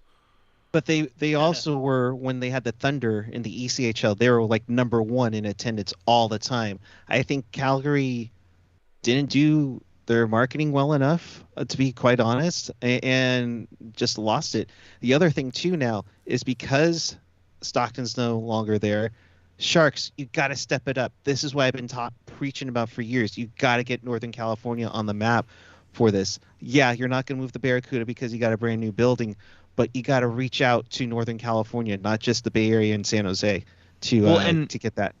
And we talked about it. This is a bit of a throwback, but going back to when we would do Barracuda After Dark. Me and Kevin, Zach, Drew, all those guys. Like, how many times did we bring up the fact that there were a lot of Stockton Heat fans who were Sharks fans? Yep. And that goes back to the Stockton Thunder, as you said, Eric. It goes back to Stockton is depending on the time of day and the traffic, between 90 minutes and 2 hours away from San Jose, maybe a little bit less. And no, I'm with you on that, Eric. I don't know. Will we see Sharks Ice at Stockton?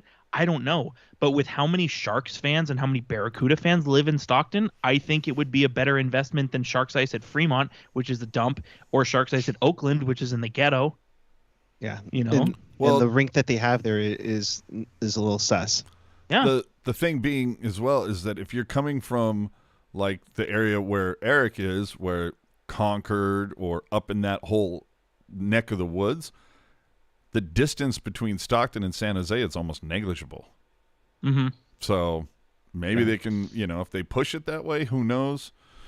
But anyway, but even like Kevin in the chat saying like they haven't been drawing for but even in 2018-19, before the pandemic, they were still drawing 3,600 people on average. I mean, it's dropped off. Like 2019-20, it went down, and then this year they're worse. Like they draw worse than the Barracuda right now, and I don't know why. Again, I don't know why that is. Like Alden in the chat saying, I thought the idea was to bring the development team closer to the NHL club. Absolutely, they're going to put it in Canada. I get that too. Yeah, for sure. My question is how long does Bakersfield have the Condors? Will Edmonton move up because you have the Canucks with Abbotsford? Now you're going to have Calgary somewhere in Alberta.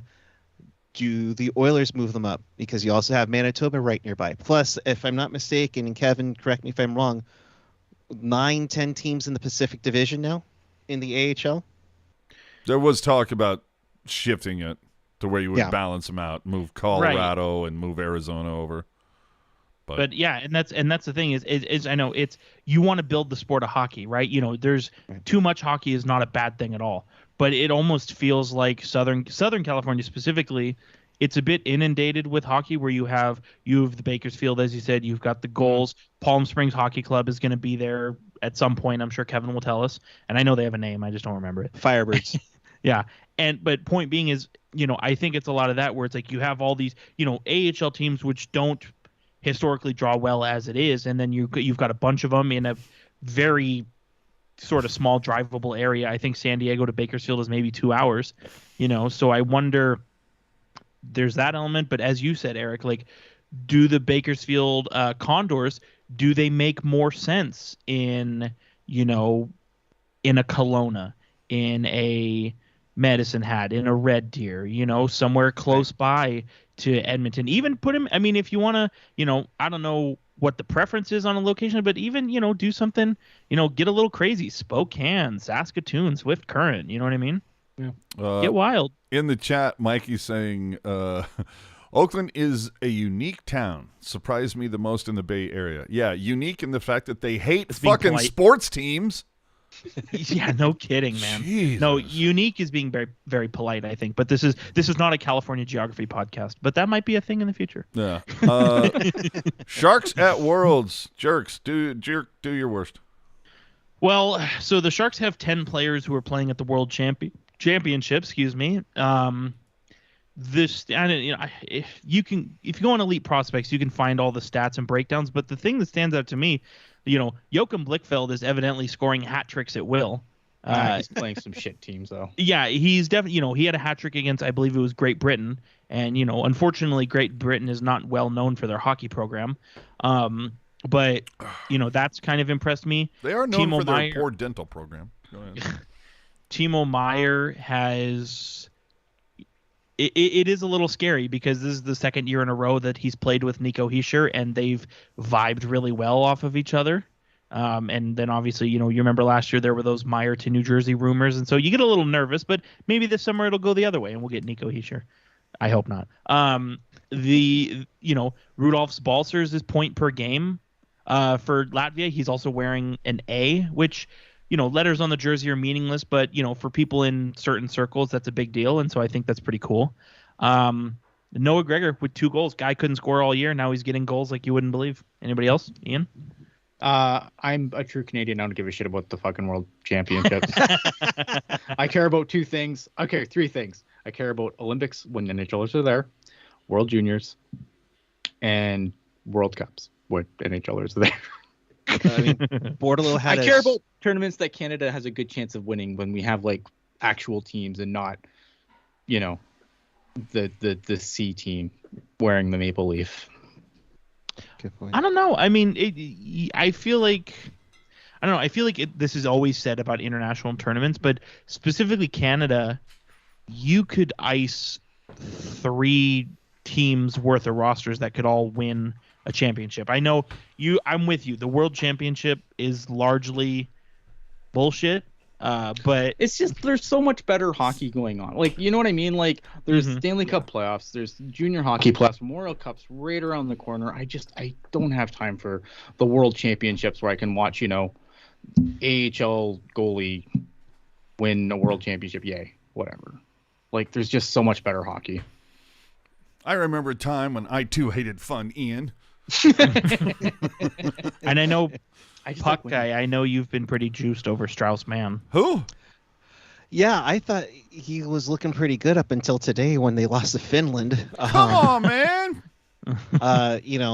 And Jacob Magna took a vicious hit in the second period, and the guy only gets a 2-minute Meier, and it's balanced out because Magna went after him after the play. But hey, Thomas Bordelot, that was a sweet shorty you had the other night. One hand on the stick. If anything, go check that out on the Twitter. I think we retweeted it in some sort. But yeah, come on, Bordy, let's go.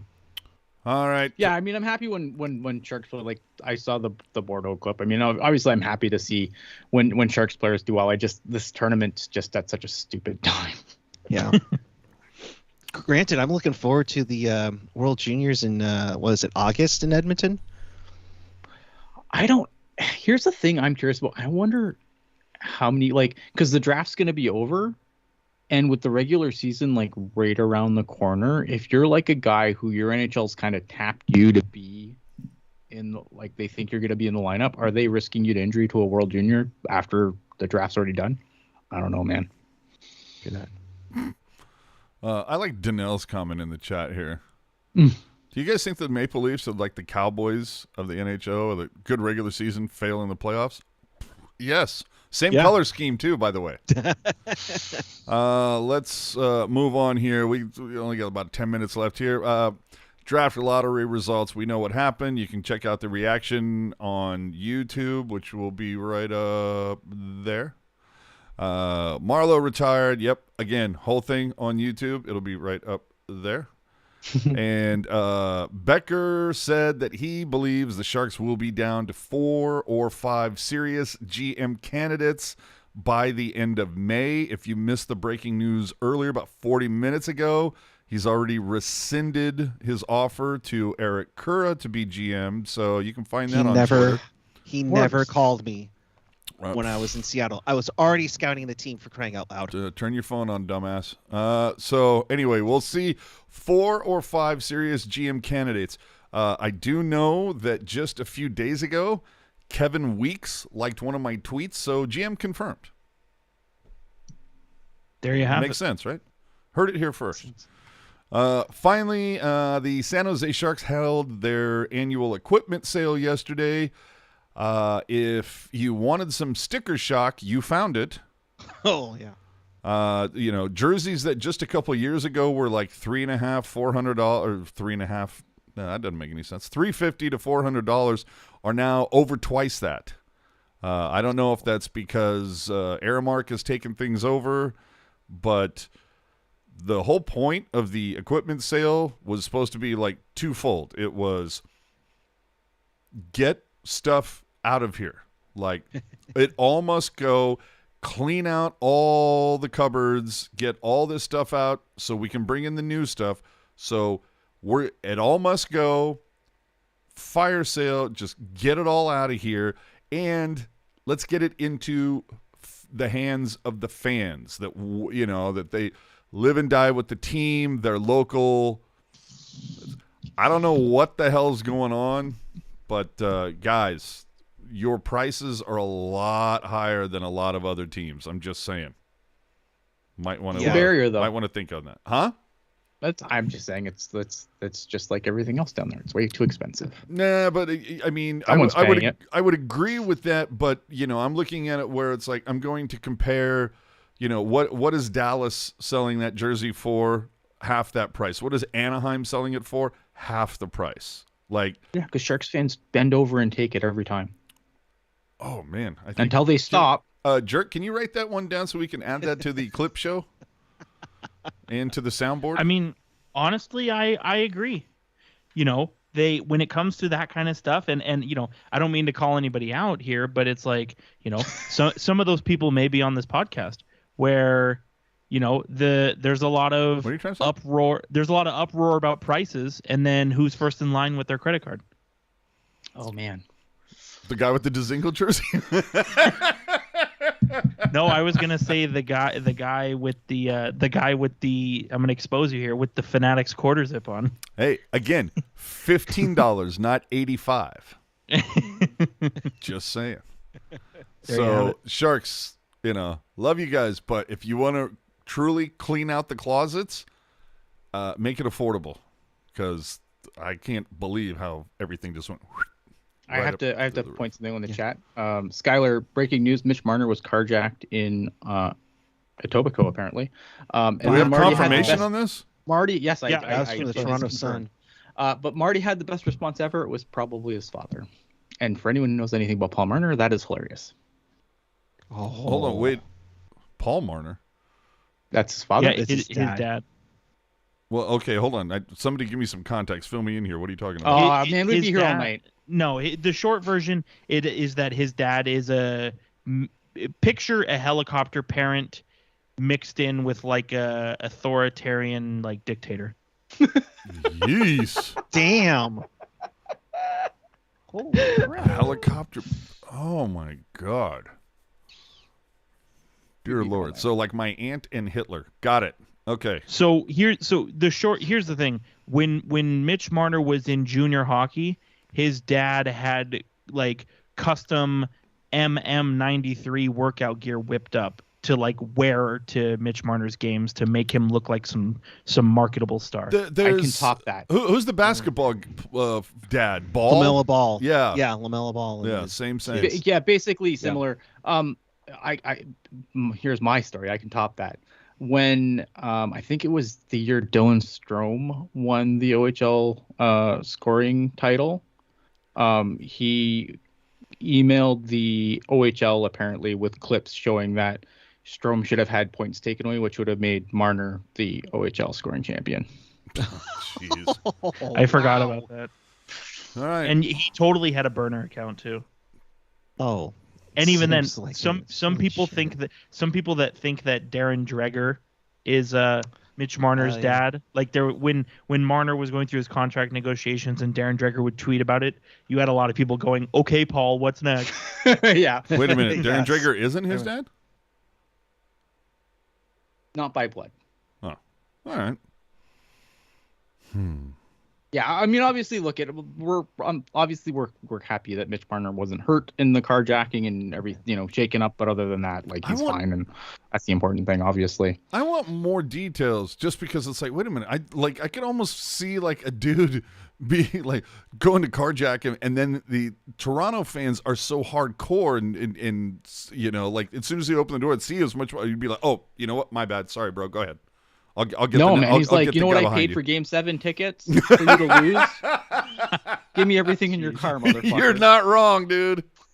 Yeah, it was. Give me 3 of your Toronto's- game-worn jerseys so I can sell them to afford those tickets I wasted. Yeah, there were three perpetrators who, did this. 2 of them had guns, 1 of them had a knife. Yeah, so I mean, obviously that's awful. I mean, Yeah. I joke, Yeah. but again, like serious. Like obviously, I'm glad Mitch Marner's okay. No one should be carjacked at gunpoint, regardless of whether you Except Ryan lost in the Reeves. first Fuck round that guy. or Evander Kane. Okay. So again, all joking. Don't cancel us. Understand what a joke is, people.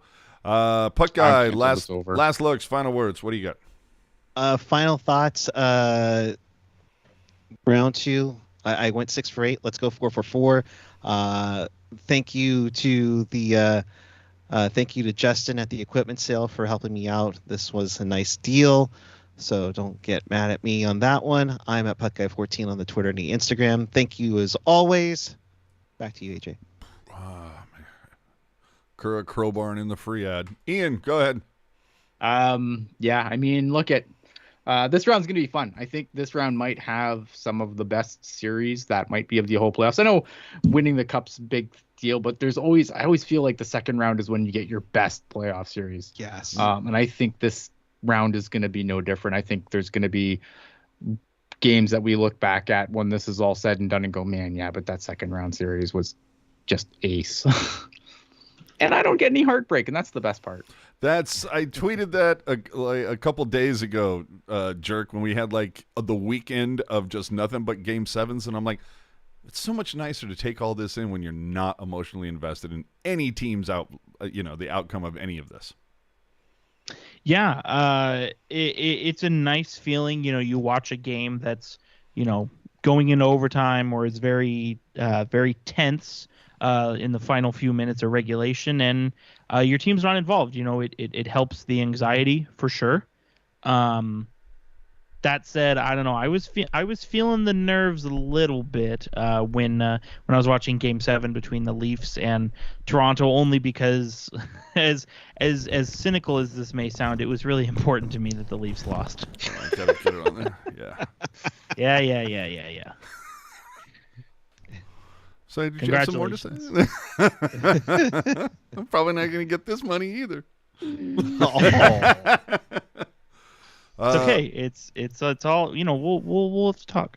All right. For me, look, I kind of echo what Ian was saying. It's just I really hope for really good second round series. Obviously, we have different teams that we're going to kind of, even though who we think is going to win versus who we're pulling for to win. We think Tampa's going to win. We want Florida to win. Speak for yourself. Who's we? Okay, the You, me, AJ, the on Jumbo Panthers. fans. No, Sharks fan, dude, here. Joe Thornton is their 15th best I know, forward. He's not played. Can he's I not have my fun? No, you cannot. Fun is not allowed here. Don't you know? He's not played a game in almost He's like only gonna, 3 weeks. He's only going to play one. It's fine. And he's not gonna. Okay. Because he's their 15th best All right, forward. calm down. Did I kinda interrupt you sounds when like a you bet. had your final thoughts? Yes. You lying motherfucker. But look, you've just ruined it all, Jerk. You really have.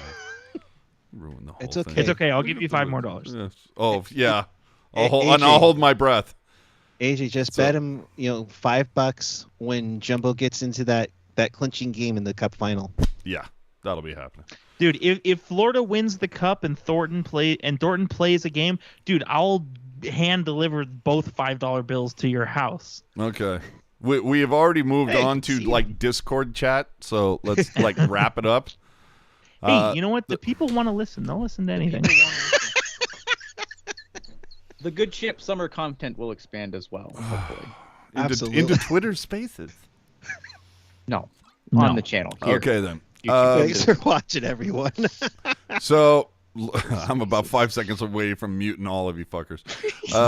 So this brings an end, thankfully, gratefully, to whatever this was, Teal Town Live.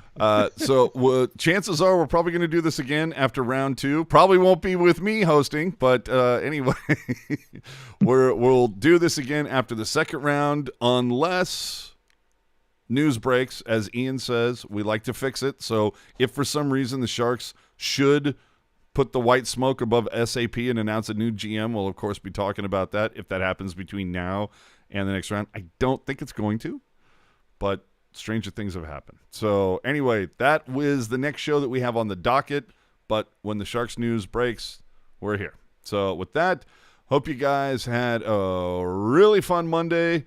The Giants are up 7-6, bottom of the ninth. For those of you paying attention, because there's no fucking hockey tonight. It is what it is. Pieces of shit. Anyway. But a whole bunch of hockey after that. So enjoy your week. Hope it's a pleasant one, everybody. And we will catch you all after round 2, if not sooner. Good night.